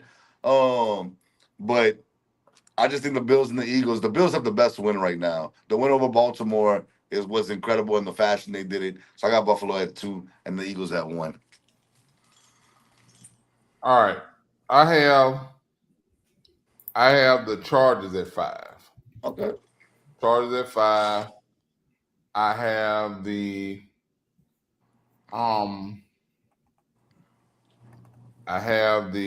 Ravens at 4. And I know that they're not undefeated, but I have them at 4. Number 3, I have the defending champion Philadelphia Eagles. I got them. They haven't looked impressive. Jalen Hurts didn't throw for 200 yards. You can't tell me that that's impressive. They did win though, so that's why they're still in the top 5. And they got the biggest target on their back. Yeah, biggest target on their back. They haven't been able to get AJ Brown involved at all. It's crazy. So I got them at 3. Number 2, I have those Green Bay Packers we were just talking about. Looking like they almost look like the best team in football if it wasn't for the number 1 team. And that's the Buffalo Bills. They look like they just are picking up where they left off. Josh Allen is being Josh Allen, and definitely in the regular season, he's going to put up some gaudy numbers. So the best is yet to come from that team, I believe, and they're already number 1 to me. All right, I'll try to make quick. Number 5, I got the Chargers. They weren't the most impressive offensively last night, but defensively, they look really good. Bro, Geno did not make one throw over 10 yards through the air. Gino looked pathetic last night, and Come on, man. I think it was the Chargers more than anything. I don't know if y'all remember this when we were talking about who the Saints should hire as their head coach before they hired Kellen Moore. I said it should have been Jesse Minter, Chargers defensive coordinator. Bruh, he is going to be a head coach here soon. He's a really good defensive coordinator. He was Harbaugh's defensive coordinator at Michigan.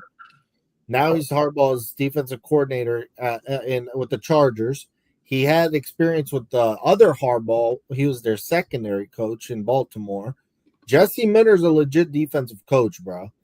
We can go defensive coach again. You're having nightmares from your last defensive coach. There was no way we could go defensive coach again.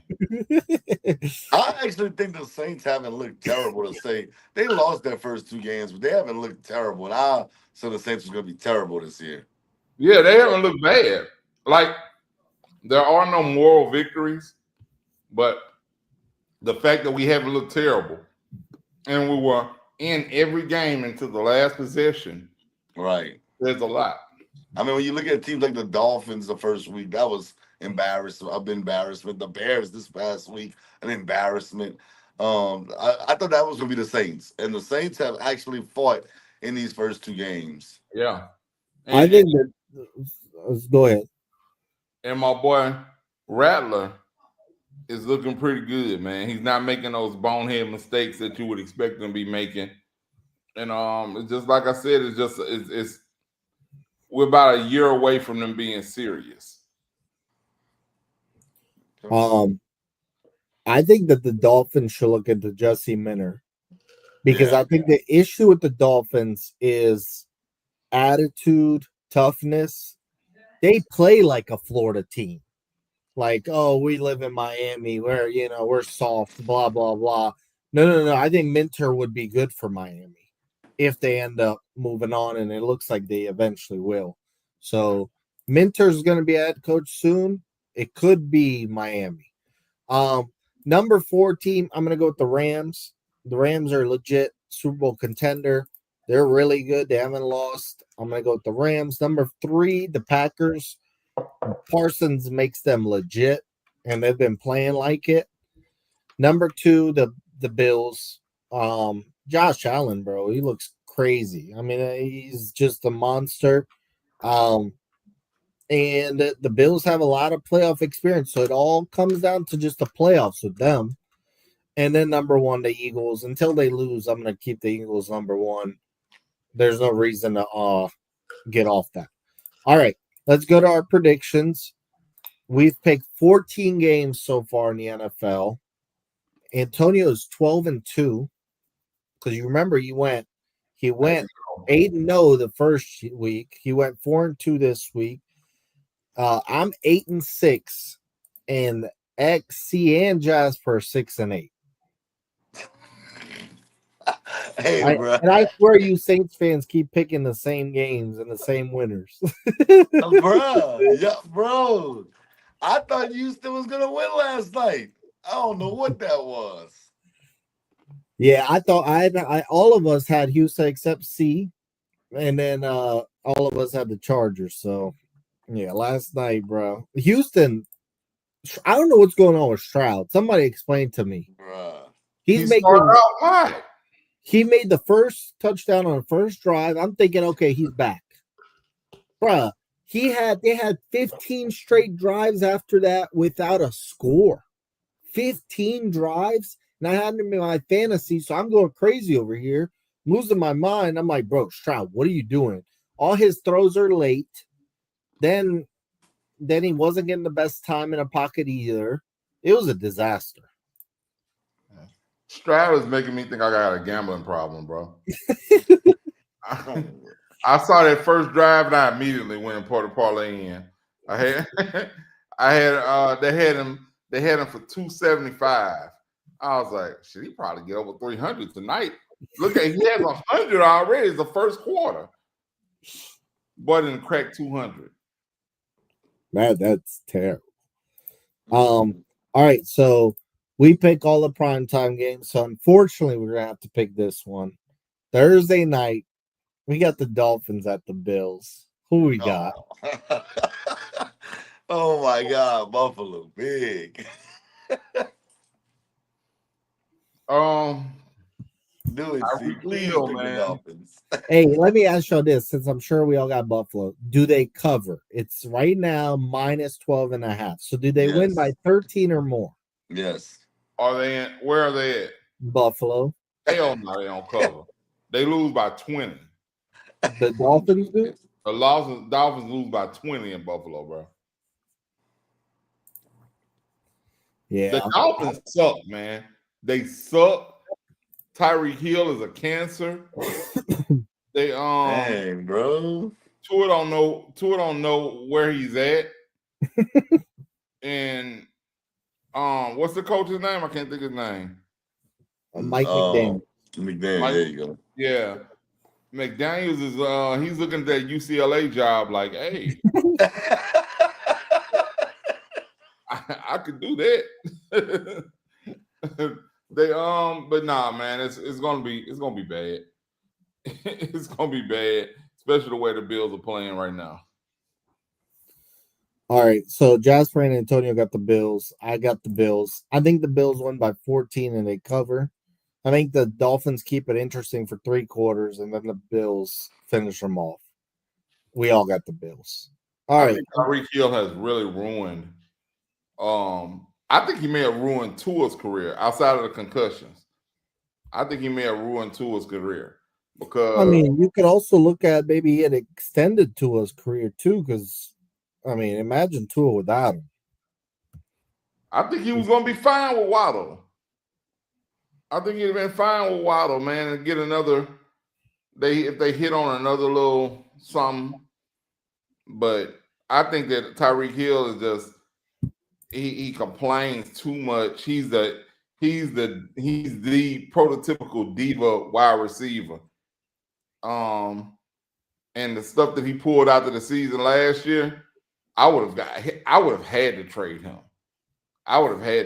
There's no way I could have brought him back. I think they're actually trying to trade him. The issue is his domestic violence rumors, accusations, whatever. I think that's holding back teams from trading because they're afraid he might get suspended. So I don't know. But all right, next game, we got a fire one. Rams at the Eagles. Oh, you know, I got the Rams going to the Super Bowl, but this is in Philly. I'm gonna take the Eagles, man. AJ Brown got to get it going at some point. And yeah, I just think Philly right now, today, they'll get it done at home.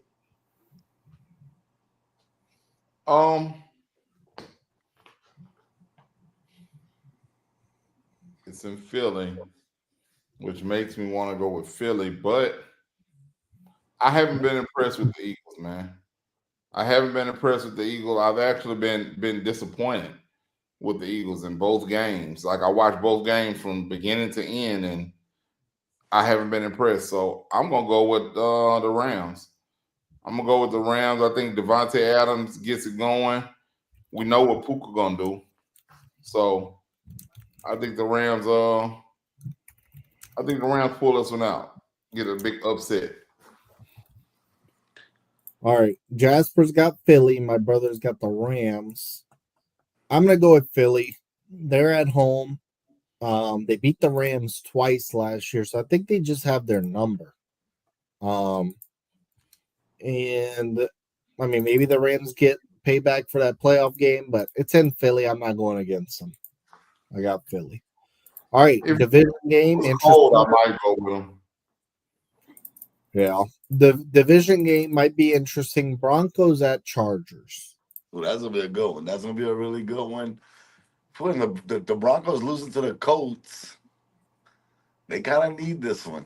The Chargers will gain more, distance between them. I'm taking the Chargers though. I'm still taking the Chargers. I told you I think the Chargers are gonna be one of the best teams in the NFL. I know Khalil Mack's out with the Chargers. I just like what they have going over there. And I like Justin Herbert, so I'm going with the Chargers. I think I'm going with Denver. Okay. I'm going with Denver. I think that they'll be hyped up for this one because of the loss last week. They know they can't lose too many like that. They're gonna have to even it out with a win that they supposed to have had last week. They're gonna have to end up getting a game they're not supposed to get. So I think they get this game. My old coach is over there, and he's good for rallying his teams to play above themselves. So I think they get this one. Okay, Jasper's got the Chargers. Antonio's got Denver. I've also got Denver. I think that they just need it more right now. Yeah. The Chargers take a step back for this week, but I think after this week, both of these teams are still in a good position. So I'm going to go with Denver on the road, and the Chargers probably split with them later in the year. Yeah, that's what I was going to say. They'll get them back next year. I mean, later. Yeah. Another division game. Cardinals at the Niners. Niners opening home game, their first home game of the year. I feel like the Cardinals always play them very well, though. But I'm not a believer in the Cardinals. I got the Niners. Give me the Niners. I'll take the home team. When in doubt, I'm taking the home team. I got the Niners, even with all the injuries. Yeah, I like the Niners even with Mac Jones. Because the Cardinals didn't impress me at all when we played them in the first game, and they definitely didn't impress me last week. But the 49ers, they did show me something with Mac Jones. It kind of shows me that Purdy might have got paid a whole lot of money for nothing, and it's just the system. Because Mac Jones, he's a serviceable quarterback, but he got in there, he looked like Joe Montana. So I'm gonna go with the Niners. All right. Jasper's got the Cardinals. Tony's got the Cardinals as well. I'm going with the Cardinals. They take advantage with Purdy, Kittle, and Ayuk out. But I think Purdy, Kittle, and them later this year split it. So these teams will split. All right, Sunday night game. Two winless teams. Chiefs at Giants. Hey. He said Chiefs at Giants. Hey, bro. Hey. Bro, I wasn't high on the Chiefs at all going into this season, bro.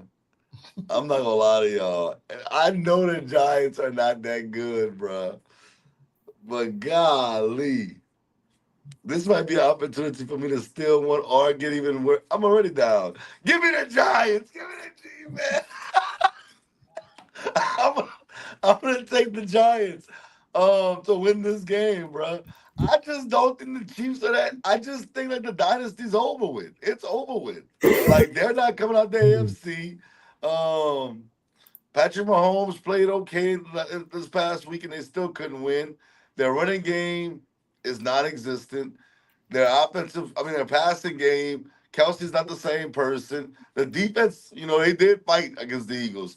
But I'm taking the Giants, bro. I'm going to try to gain one on y'all. Let's go, Malik. Lafayette in the building. Yeah, that's all well and good, man. But hey, bro, zero chance that the Chiefs go 0-3. Hey, bro. All right. I've seen them. They haven't looked extremely good, but this week they got a not a cupcake, but they got a chance. They got a chance to get themselves back on their winning ways. Hey, I just want to put this out there. We picked the Chiefs every week so far since the season started. I picked against them the first 2 weeks, baby. I'm going to keep it going, baby. Shout out to Malik Neighbors, but nah. All right, so I'm with C here, bro. X, you're too worried about coming up in the standings, bro. Yeah. I'm trying to jack up threes at the end of the game. I should just be taking twos, huh? Yeah, you're forcing it from 3. I got the Chiefs 0 chance they lose this game, bro. 0. They are 0-2. They're not losing to the Giants. Jasper and Antonio got the Chiefs as well. They are Let's not see. losing to the Giants, bro. They might be close, but the Chiefs are gonna win this game. Jackson Dart starts the rest of the games after week 5. Headlines Monday morning. What the hell is wrong with Kansas City? If they lose, those will definitely be the headline. Yeah. They might get Worthy back for this one. Okay. Fire. Right. Next one. All right. Monday night game is the Super Bowl that me and C had. Yep. We got the Detroit Lions going to Baltimore. Ooh, this is fire. I'm so amped up for this Monday night game, bro. Because this can be the Super Bowl preview. I got Baltimore at home. I tell you, I went in down. I'm taking the home team. Can the Lions win this game? Of course. But I'm going to take Baltimore. Even though the Lions won this past week and scored 50-plus points, 52, I think, to be exact, they beat the Bears. And y'all know how I feel about the Bears. I think it was a little bit personal, too, with the Bears and the Lions situation, just with Ben Johnson coaching for the Bears. I just think the Ravens, they find a way to get it done. So I got the Ravens. I got the Ravens, and Derrick Henry. If your ass gives me 0 points ever again, he is on the trading block, off top. He's off. He's untouchable right now. He gave you 0 this past week? 0, and I got him in 3 leagues. I didn't watch the Ravens-Browns game at all. Like, not even a little bit. I don't even know what happened in that game. Do you have Red Zone up? I do, but I watched the game, and I watched my game, and then I watched Red Zone on another TV. And when they were showing the Ravens, I don't even have no Ravens players on my fantasy team. I know for sure I don't have no Browns players on my fantasy team. So when they were talking about that, I was watching my game. Bro, I always have Red Zone up if I'm at home. Bro. So one thing I do betting every week. See, here's an idea what I do. I pick 3 winners that I know are gonna win, right? Yeah. And then I choose one anytime touchdown score from those games, right? Yeah. And combine all that and make a parlay. Usually $10. You'll get, let's say, $300 in return. If one of those games is like a 50-50 game, like this week, I won $300. Betting $10, I did Jonathan Taylor and the scoring and the Colts winning, Jamar Chase and the scoring and the Bengals winning. Got lucky on that one because after Burrow, I thought I was done there. And my third one, it was probably something like, I don't know, let's say the Rams and Devontae Adams or something. And I hit it right. But you know how many of those I made that had Derrick Henry scoring and the Ravens winning, bruh. I was pissed because you know what the Ravens kept doing? They kept getting to the 1 or 2 and they kept throwing it. And it was driving me nuts. They refused to give it to Derrick Henry. I was losing it. I'm like, bruh, hand it to him. They kept doing play action. Lamar tries to get run in. He gets tackled. Next play, Lamar play action, throws it. I'm like, bro, what is going on? And they would not give Derrick Henry the ball in the red zone. I'm saying how he had 0 fantasy points though, bro. He probably fumbled and we didn't see it. I don't know how the hell he did it. He had, because I gotta see. In my league, he had -2. So I don't know what he did. Yeah, he had to fumble. He only had 23 rushing yards on 11 carries, no catches. Yeah, he had to fumble. It says it fumbled, but he didn't lose it. So I guess in that league, y'all get points just for fumbling in general. God, that's if he ever gives me 0 points again, his ass is out of there. I'm telling you, it wasn't on him. They did not give him the ball at all in the red zone. I was losing. They went 8 straight plays in the red zone once, 0 handoffs. Dang. I was pissed. For you, see. Huh? Sucks for you. He shouldn't have fumbled the week prior. They probably and he fumbled again this week. Man, if they worried about that fumble, and that's why they ain't handed to him, they gonna lose the rest of the games. hey. But I am gonna go with the Ravens because I think they learn from that, and they go ahead and win. They win this week, and I think that this is when losing both of those coordinators are gonna come into play with when they go against a great team like this. Like you said, they beat Chicago. Whoop de doo. They not. It don't matter. It don't matter, bro. So they run into a good team. That this may have been a better game had they not lost both their offensive and defensive coordinators. Even though what was it? Their offensive coordinator, whoever their offensive coordinator now is. Ben Johnson was the old one. No, I know the new one. He had a press conference, and he was John Morton. Yeah, he was like, if you injured, come out the damn game, man. You shouldn't be in there or whatever. He he was trying to have a no nonsense type of attitude, and I said, I don't know how well that's gonna fit with the rest of those players that's coming from a Ben Johnson, and I think he was more of a players coach. Hey man, Martin, get the ball to Jahmyr Gibbs more, man. You tripping, bro? Hey,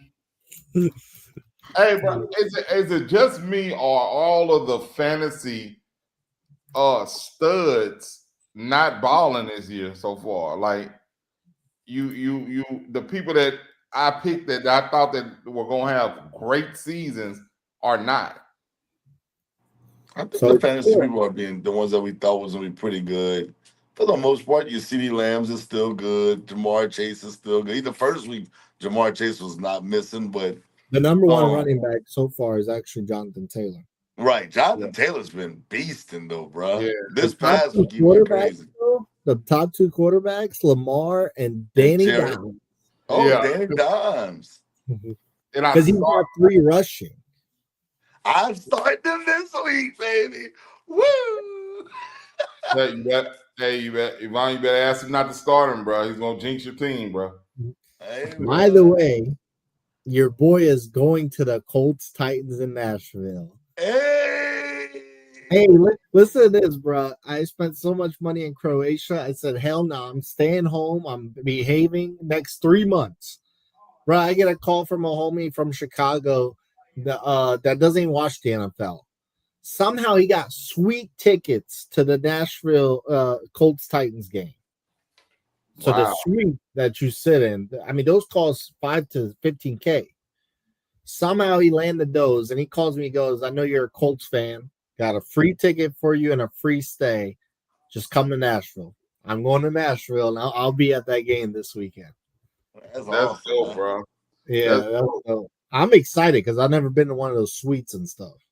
Only time I've ever been to a suite is me and X took our basketball team to a Pelicans game, and we got a suite for them, and it was a dope experience. But I like to go see an NFL game in a suite. I like to see one in a suite, the one that's around the 50-yard line, though, not one in an obscure place. But I think that'll be dope because I've only been to one NFL game. I've only been to one NFL game ever. It was Interesting. I thought you'd go to more because you're not too far from New Orleans. Really? I thought I'm interested by that too. Really? Only one? One, bro. Was it in the Superdome? Huh? Was it in the Superdome? Yeah, it was in the Dome. We played Tampa Bay. Y'all win? Yeah, we won. We won. Now, who was that guy that the quarterback? My since COVID, my memory's been trash. Josh Freeman. Josh Freeman. Yeah. Oh. Josh Freeman. He was just chunking that thing all over there. We just was like, all right, thanks. And it was a game that we got. I think we picked him off like 3 times. But one thing about it is, bro, I know this might sound crazy. I actually maybe it was that game, but I would actually rather watch it on TV, bro. Me too. Me too, but I still like to go to one every other year. Yeah, I'm going on one this year because I got to take my son. I promise him we're gonna go see a Saints game this year. Unfortunately, but we Bring him to a Houston game. Well, they not much better see neither. them, I might as well go see the Saints. Y'all know I went to randomly back in the day, Redskins Saints. And it was that game, if y'all remember that play, when Marcus Colston, I think, fumbled and he grabbed it back or something like that. Meacham, yep. I was at that game because it was funny because I was in college and they had one of these programs where you could sign up for like $25 NFL tickets, and I won, and I had to go to Saints Redskins. So I actually saw the Saints win a game live. I actually went to that game. Yeah, you should be a Saints fan. Yeah. That was one of the most awesome plays ever in NFL history. Yeah, I remember seeing that live, and I was like, "Oh wow!" Mm-hmm. I was actually thinking about it. So I've been to. This is going to be my 5th NFL game. So I went to Redskins Saints. I went to Colts Redskins, like 2018.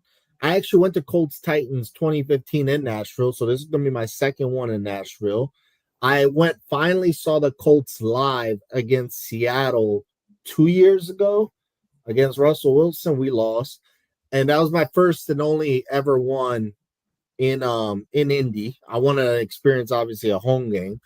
And then I went to Cowboys Niners 2 years ago in Santa Clara. It was a Sunday night game. The game Kittle caught 3 touchdowns. And I went to Colts Cowboys in Dallas 2 years ago with a homie. So this is actually going to be like my 7th. So, but I'm excited about this one just because of the suites. I'm excited for that. Well, I mean, not to use this as an excuse, but bro, I got 6 kids, man. Yeah. when I move, I'm moving with an army, and so I haven't been able to. I should have went to a Saints game when I was younger, but I didn't. And the older my kids got, I was like, okay, well, shit, I gotta take at least 2 other people with me, and then I can't leave my girls, so they're gonna want to go. So no, I'm just not gonna go. The only one I went to was my uncle. Actually, you never meet my uncle when he lived down here, huh? I don't know. He his name's Xavier. I think I did meet him. Yeah. He got tickets from his company that he worked for. They had free tickets or whatever. He got them from his boss. He asked me, "Do I want to go?" I was like, "Hell yeah, I want to go." And we went there. And like I said, there were cool seats. I think it was like the 200 section or whatever. And I was like, man, it's almost boring. A high school game is more entertaining to me than an NFL game during a game or whatever. And I was there and I was like, I just need to hear it. I need to hear somebody telling me what I'm looking at the same time. You know what I mean? I get it. I prefer to watch it at home for sure. And one crazy thing is what's actually better at the arena is a basketball game. Yeah, I like basketball person. I've gone and seen Pelican games. I've seen probably 5 or 6 Pelican games, and they're awesome. They're awesome. And I think the Pels won every time I went. I think the Pels won every time. I think they won every time I went too. Yeah, man. Maybe they need to give us season tickets, man. What up, New Orleans Pelicans? Hit us up, NBS. What up? NBS, hey man, let's get them press passes, bro. Yeah. Hey man, tell your man what's up, man. What are you doing, man? Yeah, I know, right? I actually, when the last time I went, I talked to one of the guys that he's not over the damn, what is he over? He's over promoting the games, but he's not over like press passes and stuff. But he texts back and forth with me a little while, and he said he's gonna put me in touch with the guy because I told him, I said I need press passes. You know what I mean? I told him I'm over a radio station, and we got the NBS show. Right. I said we've done we've done a live broadcast from here before.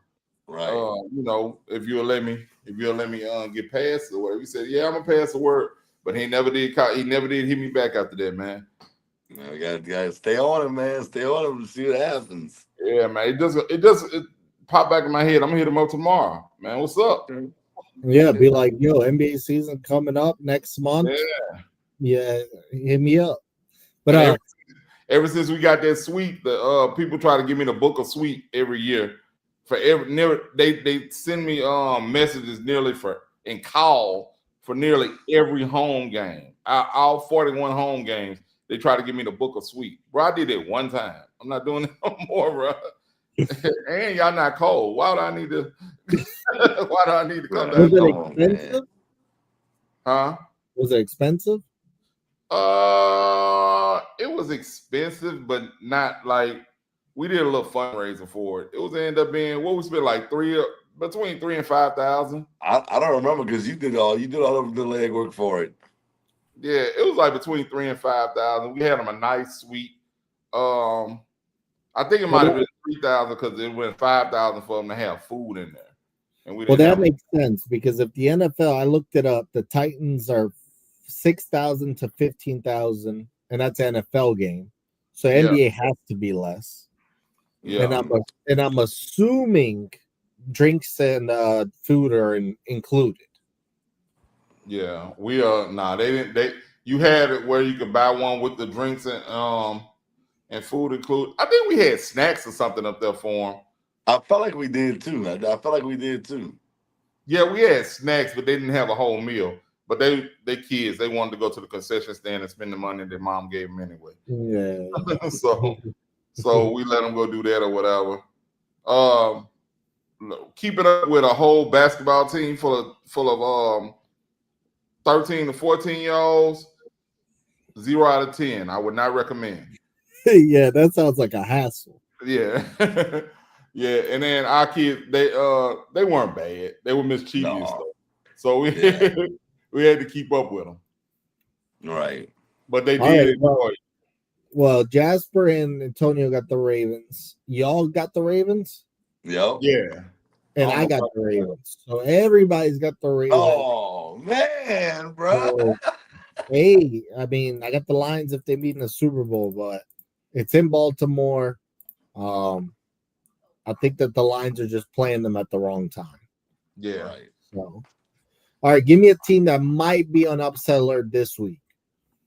Let me see the schedule. See if you haven't already. You can say it. I don't know. One thing that stands out to me is Chicago's a favorite against Dallas. And I'm pretty sure that's because the game's in Chicago. So I've got Dallas. Dallas is going to win that game. I think Dallas can win that game too. Another team. Okay, I think Vegas beats Washington if Jaden Daniels is out, because they're talking about Daniels is out probably. All right, let me ask you this. So give me Vegas. Who's the favorite out of Cincy and Minnesota? -3.5 Minnesota. That's pretty much just because they're at home. I got Cincy, even without Burrow. Carson Wentz. I got Cincinnati, even without Burrow. This is kind of going there. Upset alert. This isn't going against our picks on our picks record, right? No, you're just throwing it out there. I got the Titans upsetting the Colts. Oh, come on. Hey, it could happen. I mean, it's in Nashville. It's a division game. And Provon leaves that sweet sad, man. Devastated from that. And I'm gonna text you. Hey, I'm gonna send y'all a pick in the suite, especially if the Colts win. But then I'm gonna pull one of your numbers, man. I don't care. I ain't no damn Titan fan. Hey, but I will be looking at the scores of other games, and I'm telling y'all, Seattle gonna beat up on y'all, bro. Seattle not cold, bro. That's another game we can win. Yeah, but Washington's hard to play. Like in that stadium. Yeah. Let's go get it, Walker.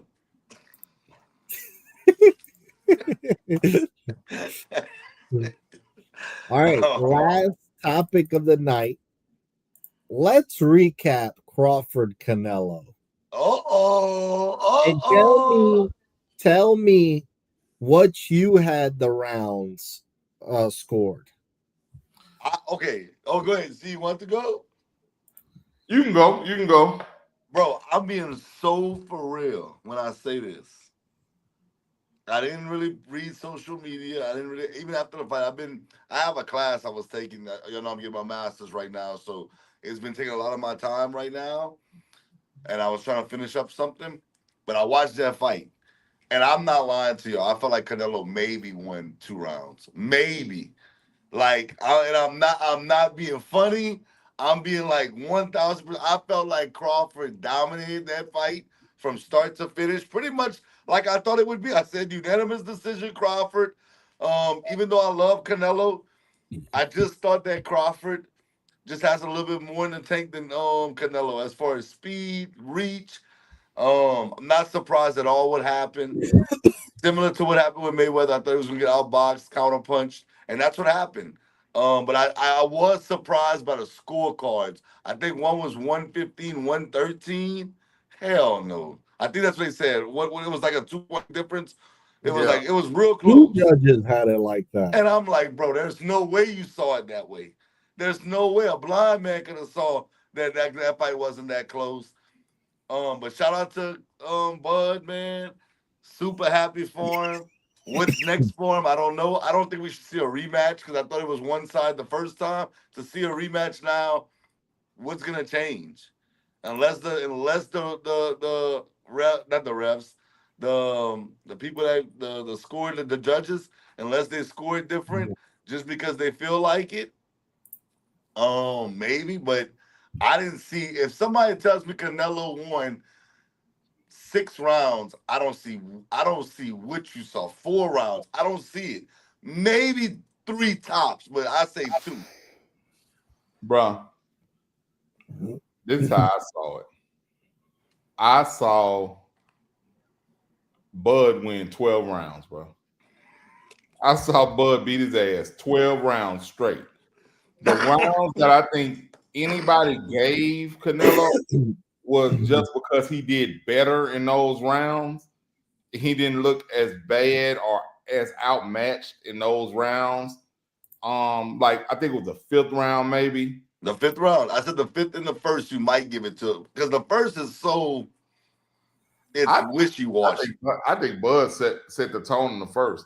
I think Bud won the 1st, but I think that I can see people giving it to Canelo just because it's wishy-washy that 1st round. I think maybe somebody could have given him the 5th and maybe the 8th. I think it was. But it wasn't close to me. And at no point in that fight did I think that Bud was losing. At no point that I think he was hurt. And you could actually see Bud. Bud, like I think Bud was waiting to see his power, and he wanted to see if he could take his power. And I think once he caught a good shot from him, he was like, "Oh, he don't hit that damn hard." And he started getting into his Bud shit. Like he really started treating him like any other boxer. And the way he came out in that 6th round, the way Bud came out in that 6th round was one of the most impressive things I've seen. Because he came out there and he just stood toe-to-toe with him, and he was lighting Canelo ass up. And I was like, yeah, Bud is not afraid of him at all. He's not afraid of power. I was afraid of him getting caught. I was like, he didn't need to stay right there and slug with him. Because if Canelo catches him, he's gonna go night-night. But I think that Bud had no fear. Bud looked like how he looked against Errol Spence to me. And I think it just didn't hurt Canelo the way it hurt. Right. It didn't have it was one or 2 shots that he hit Canelo with. I was like, God, dog, Canelo got one of the best chins I've ever seen. Like Canelo looked at him, he hit him and he looked at him.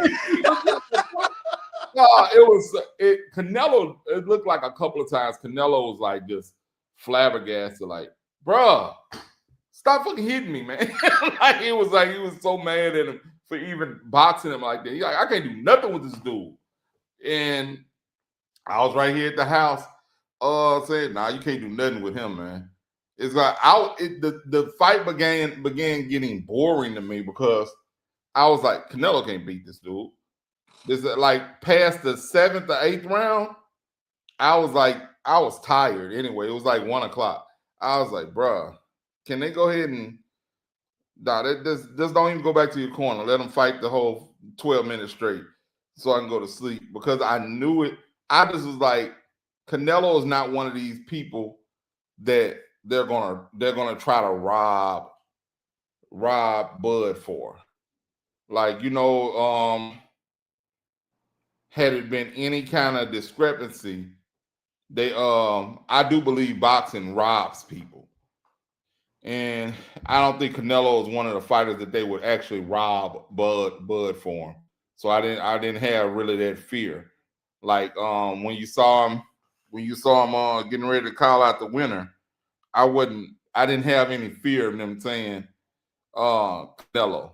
So I all the money that I lost Saturday on college football betting, I won back on the Bud fight. So and it gave me more money to bet Sunday. But I had him decision. I put 3 different bets on him. And I won a couple $100 off of it. All right. So I had an 8-4 for Crawford. And even the 4 I had for Canelo were right there.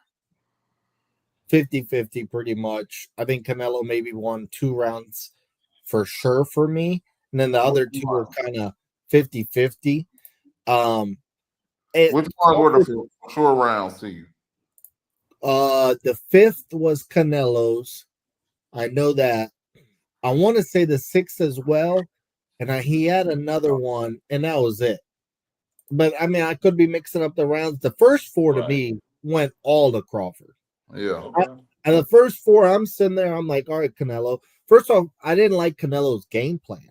His game plan was literally we kept throwing that left hook to the body, I guess, to wear him out for later rounds. And I'm like, and it wasn't working. I mean, it did nothing. It did nothing to Crawford. And then after Canelo realized he has to go to the head, he couldn't even get him. He couldn't get him. He was just way too sharp. He was way too quick. I know all of us 3 chose Crawford.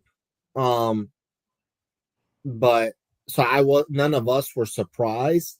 But look, Dominic, obviously I'm a boxing casual. I only watch these big fights, so I can't tell you the next guy up that I really think is big. But what I do think eventually will happen, though, is a rematch. Too much money involved that even though I'd hate to see it because I think Crawford proved he's on another level, and I don't see what different Canelo can do. What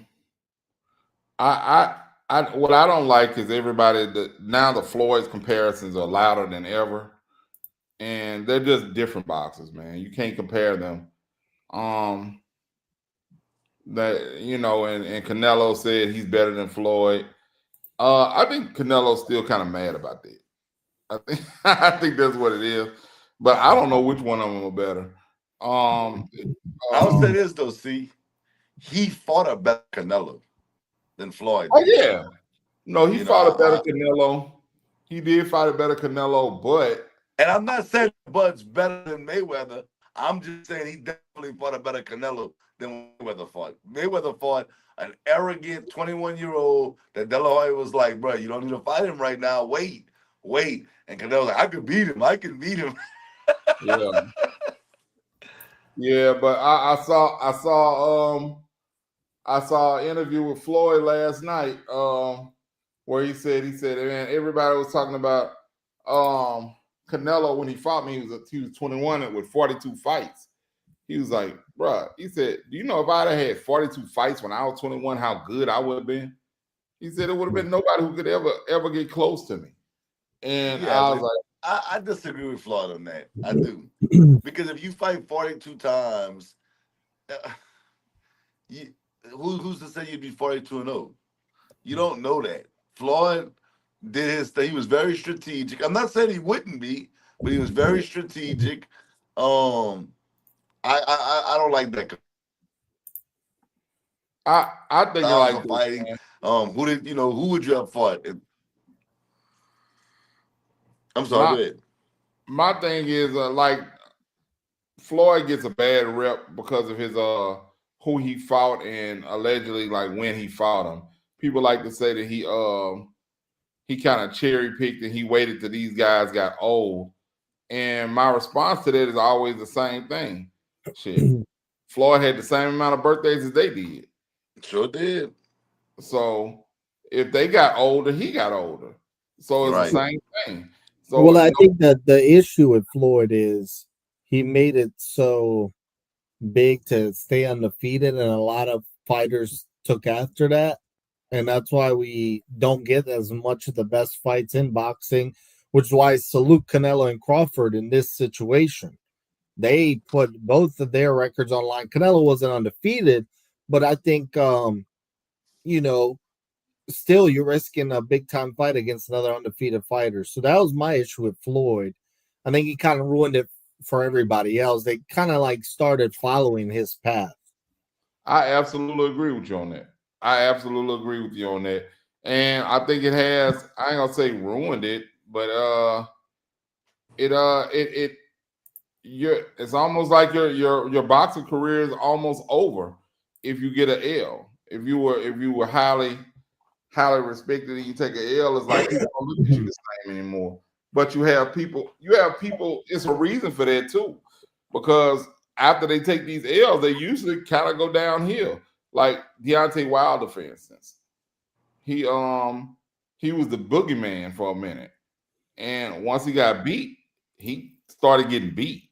Like he's almost a joke now. Right.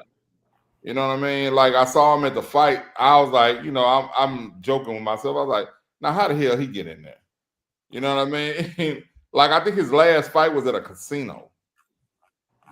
Like, like it wasn't even it was like at a casino or a high school gym or something. And I was like, God, that's really bad. But I think that the thing, like I said, people give Floyd all this flack about who he fought and when he fought him or whatever. And he retired undefeated, bro. Now I wish he would stop fighting. I don't want to see him and Mike Tyson fight. That's the dumbest shit I've ever heard. But it's gonna happen. So So I got something for you to see real quick. So I got the official scorecards from the three judges right here, right? all right. And the first judge had Canelo winning the second round, the fifth round, the seventh round, the eighth round, and the 10th round. That man That was thought he won 2 rounds in a row. yeah. So okay, hold on. Check this one out. This one goes against what you in box office said. I mean, well, really, I think both of y'all just said that. I think box office said the first 4 rounds. So Max the Luca had Canelo winning the first 2 rounds, and They, then Canelo winning the fifth round. So after 5 rounds, he had Canelo winning the fight. He they had. should take his license. So check They this should out. take all of his license to be a judge. They just take his damn driver's license because he So had Canelo, he had Canelo round 1, 2, 5, 8, and 9.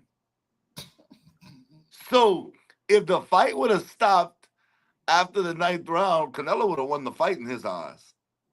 Bro, what's funny is you remember they had the headbutt. They had the headbutt, Right. and ever since Roy Jones, a headbutt terrifies me because he it cut Roy. Who was the guy he was fighting? Gagne. I can't remember, but he ended up fighting with one side of his body for the rest of the night. And he was and Roy is Roy, so he was still talking crap. He said, "You ain't even knock me out. Like I couldn't even see out of my out of my right eye." And but that scares me because I'm like, he could lose this fight because I think that happened in like the 8th, right? It was like the 8th. I want to say 8th round. Yeah, I think so. I said he could lose every round after this and lose this fight, and he obviously was going to be winning. He was obviously going to win this fight. So luckily, it didn't swell up. It didn't close up his eye, anything like that. And when you looked at him when it happened, he was like, "Oh," and I think he was thinking the same thing. But let me say this, bro. Max Kellerman, them, they were doing way too much on the commentary. Like the kids said, it was glazing Canelo. Oh my God, everything. Canelo's such a great guy. I thought Max was good. I think Max is good for boxing. I'm not gonna lie to y'all. Bro, he was glazing Canelo, bro. Like even after the head, but he comes back over there. He says, and if you look at it, Canelo came over there and he automatically apologized. What a great sport. What a great guy. Well, shut the hell up. No, who cares about that? Let's watch the boxing match, bro. Stop. I get it that Canelo's been good. Canelo's been really good for boxing. But he's getting his ass whooped right now. So let's talk about that. So here's the thing. Hold on. The last judge had 116, 112. He had Canelo winning rounds 2 and 3, round 8, and round 10. So if I go all 3 scorecards, they all had Canelo winning round 2. All 3 of them. All 3 of them had him winning round 8. Now they didn't all have round 5. 2 of them had round 5, while my man at the 116 had Crawford with it. But I just don't see how you have Canelo winning 2 or 3. Maybe 1. I'll give you 1 because 1 is just it's up in the air. But it after wasn't a lot of one. Yeah, like I just don't. I didn't see what they saw. That fight was not that close, in my opinion. Respectfully, I don't see how they could have given.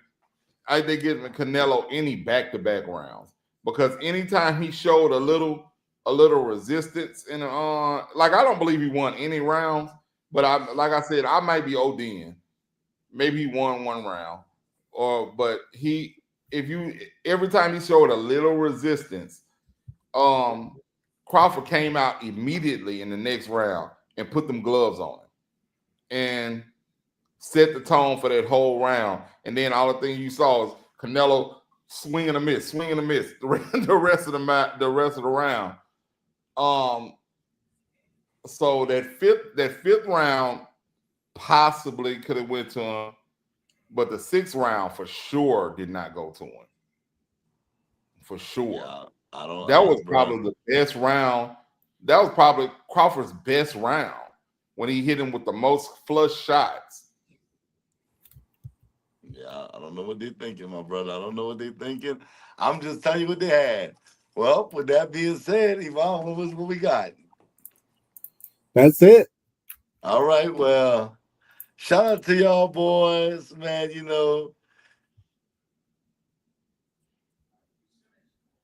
Maybe my record is not great week to week, but my loan predictions are great. I still got Penn State winning the national championship. I don't know what y'all was thinking about with some of y'all picks. I got Bengals. That's not my fault. That's not my fault that Joe Burrow got hurt. And nobody can say, "Oh, well, you tripping with the Bengals." I can't predict that, but that's what I do, man. Box office, he owed me 200. I'm ready for my money whenever you ready to send it, my brother. For picking Texas, I don't know what you thinking. See, it's time for you to trade with me because you trying to get bets on the side that I'm not even reading. Trade with your boy. Let's make it happen, man. And with that being said, shout out to my family, man. As always, all of them. My wife, we just celebrated our 13th year of marriage. So congratulations. Shout out to her, man. And yes, I know y'all might be like, X, you was wild. But yeah, we've been together for over 20 years. So yeah, I know we didn't get married right away, but we did eventually. And shout out to my family, man, everybody that wished us a happy anniversary, and then of course my daughters and my sons. But I'll be on next week to smack y'all around again. And Giants put upset, y'all. Be ready for it. What the hell is wrong in Kansas City? Bruh. Hey, something I ain't never tell you, bruh. What's up? You said 13 years. I say, bruh. So 13 years ago, man, I got in trouble for going to Miami for your bachelor party, bruh. I got in trouble. And it wasn't because I did anything. It was just because I went to Miami without her. And she had never gone to Miami before. So I had to deal with that when I got back. I wasn't gonna miss it. But have you taken her to Miami since? Nuh-uh. Got 6 kids, bro. We got 6 kids and I don't fly. So she's gonna eventually get me on a plane and I'll take her in. But I think the first stop is Vegas. Okay. I might be going to Vegas this summer, man. My sister's actually moving over there. She's in the process of moving right now. That's dope. That's dope, man. Yeah, bro. We might. I don't know, man. I ain't gonna mention it to her because I still ain't ready to fly yet. Come on, see, bro. Nah, man. That's all about me, bro. I'm flying to Nashville this weekend. Flying is a piece of cake, especially domestically. Like, trust me, see, those flights go by quick. It ain't nothing, bro. If we're going by the numbers, you're safer on a flight than you are in a car. I know nobody wants to hear that, but it's the truth. Yeah. It's a breeze. I mean, I understand flying overseas, even though that's not bad either. But trust me, domestically, it's a breeze. Like New Orleans to Miami is a 2-3 hour flight. Like that's easy. Like I've flown before. I just don't fly anymore. My last flight, there was a storm going on, and I was praying, and I made a deal with God that I wouldn't get back on the plane if He let me get off. So I was only 8. So hopefully He won't be holding me to that. But I kept it real for 38 years. Oh, I mean, if you talk to God again, he'll allow you on next flight. Oh no, you best believe if I ever get on a plane, I didn't talk to God a whole bunch. Well, I'm excited about Colts Titans. Wasn't expecting to go, and here I am going to the game Sunday. I'm a boxing casual, so I've only watched the big fights. So I want to say RIP to Ricky Hatton. Absolutely, for sure. That's crazy. Because I do remember Ricky Hatton. I watched him fight Mayweather. I watched him fight Pacquiao. I watched him fight a couple fights. They're saying it's suicide and that he had addiction issues. Who knows?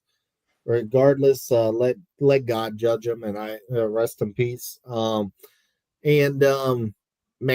hey, the Saints are going to be 0-4 by the end of the month, and I'm going to still bother the hell out of y'all and ask y'all where the 11 wins could come from. Because I said no more than 5, and I'm still not seeing it more than 5. I mean, I think y'all are looking even worse based off what I've seen with the schedule y'all got coming up. But hey, talk to y'all next week. All right, 11 is a stretch. 11 is a stretch because I thought to get to 11, we was gonna have to start off beating Arizona. And I see why Jasper hasn't been back on the show because he called 11 wins, and now you don't want to show up to the show. And next week, let's get that fool back on. Nah, man. But anyway, man, my last minute shout outs. I always go to Hunter Morgan, Tori, Christian Ali, and Elwood. Daddy, love y'all. I see you in just a second. To my beautiful wife, Patricia, I love you too. I see you in just a second. And to Pep Pap's babies, Marcel Carter Bryan and Azaria Grace Bryan. Pep Pap, love y'all. I see y'all in just a second, even if it's just on my screensaver. Being in which I gotta switch y'all back onto my screensaver. But yeah, man. Everybody who tuned in, appreciate y'all tuning in, watching me smack these boys around and correct their obnoxious takes. So, just to make sure that I got them right. Y'all can check us out again next week, man. What we doing? Tuesdays at 7, huh? That's preference for me. It works for me. Tuesdays at 7. We're gonna be here. Be on the lookout for the promos. 7 Central. Huh? 7 Central, 8 Eastern. Yeah, 7 Central, 8 Eastern, and whatever it is Pacific. 4? No, 5. 5, Let's yeah. see. 4 hours behind, huh? Toronto Raptors, whenever you have a chance. Hey, bro. Hey, bro. I'll give them to you right now. Vince Carter. Text me, man. I'm not going to remember that, man. Vince Carter, and Vince Carter. No Kawhi? Boy, hell nah. 1 year, no. They won a championship? Hey, before we actually end the show, we can do that topic because I've always wondered that. Should the Raptors retire Kawhi's number? Because we know he was there a year, but he won their only title and got them finals MVP. Well, I actually might reconsider what I just said, bro. They probably do need to, because I'm the same person that says that we know who the best OKC player all time is. The one who got him a damn championship. Yeah, but he was longer there than 1 year, though.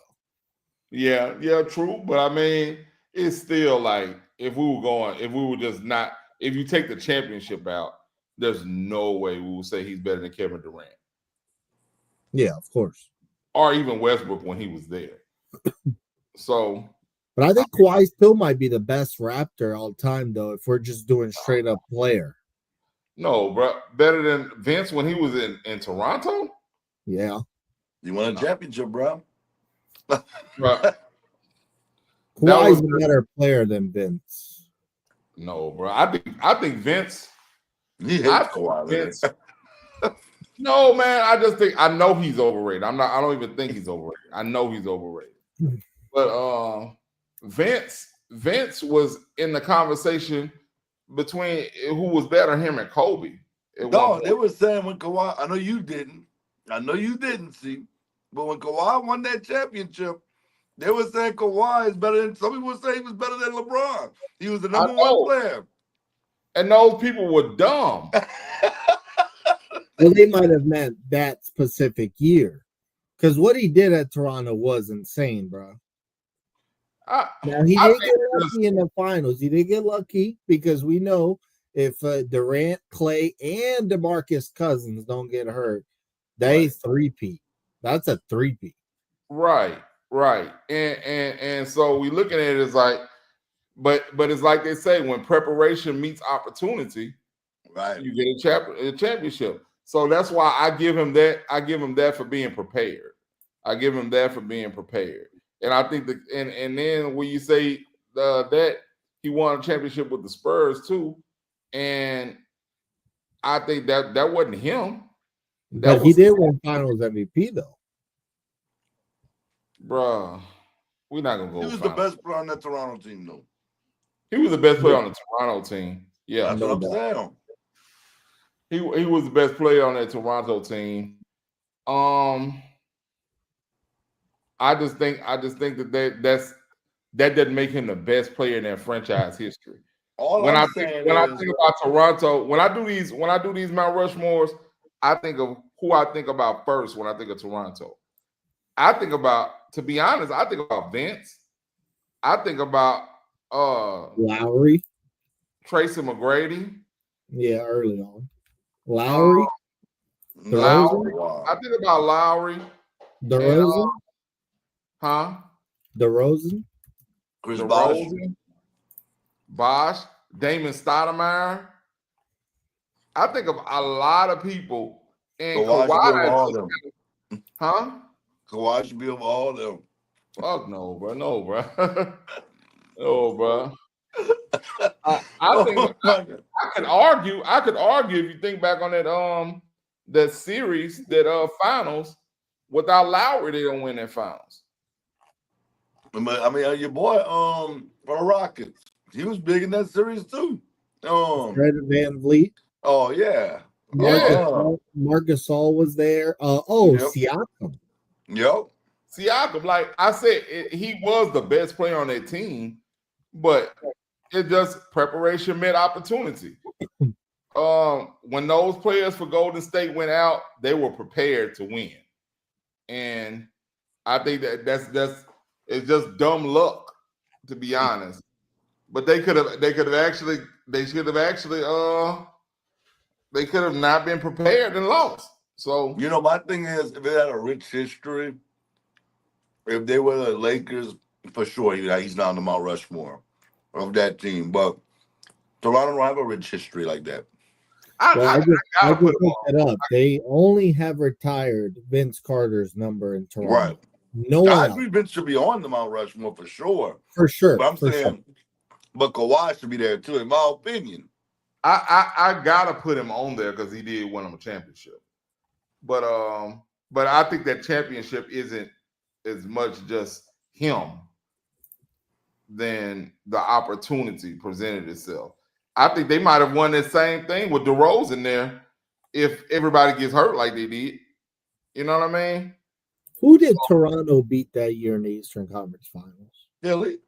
They beat Philly and they beat I know they beat Philly, but I don't think that wasn't in the finals. Was it Boston? 2019. I'm gonna look it up. Was it Milwaukee? I thought it was like maybe Indiana. No, it was Milwaukee. And Milwaukee went the next year. 4-2. Oh. But you know, injuries can happen all the time. I always say that ring Giannis got, nobody could tell me different. If Harden and the Kyrie don't get hurt, the Nets beat Milwaukee, because you remember the Nets had them 2-0, destroyed them in both games. They lose Harden and Kyrie. Kevin Durant alone takes to the game 7, almost wins it. I mean, injuries are just a part of it. I mean, it's part of it. Yeah. Kind of like LeBron taking there we go. Games, right? No. Yeah, I'm going, y'all. I gotta get up early in the morning playing with y'all, bro. Yeah, man. We got in service tomorrow, bro. Y'all got that? No, we have school tomorrow. We got that. I'd rather school than in service, bro. Man, Ivan, bro. Tell your people. No, never mind. This is live. I'm gonna talk to you.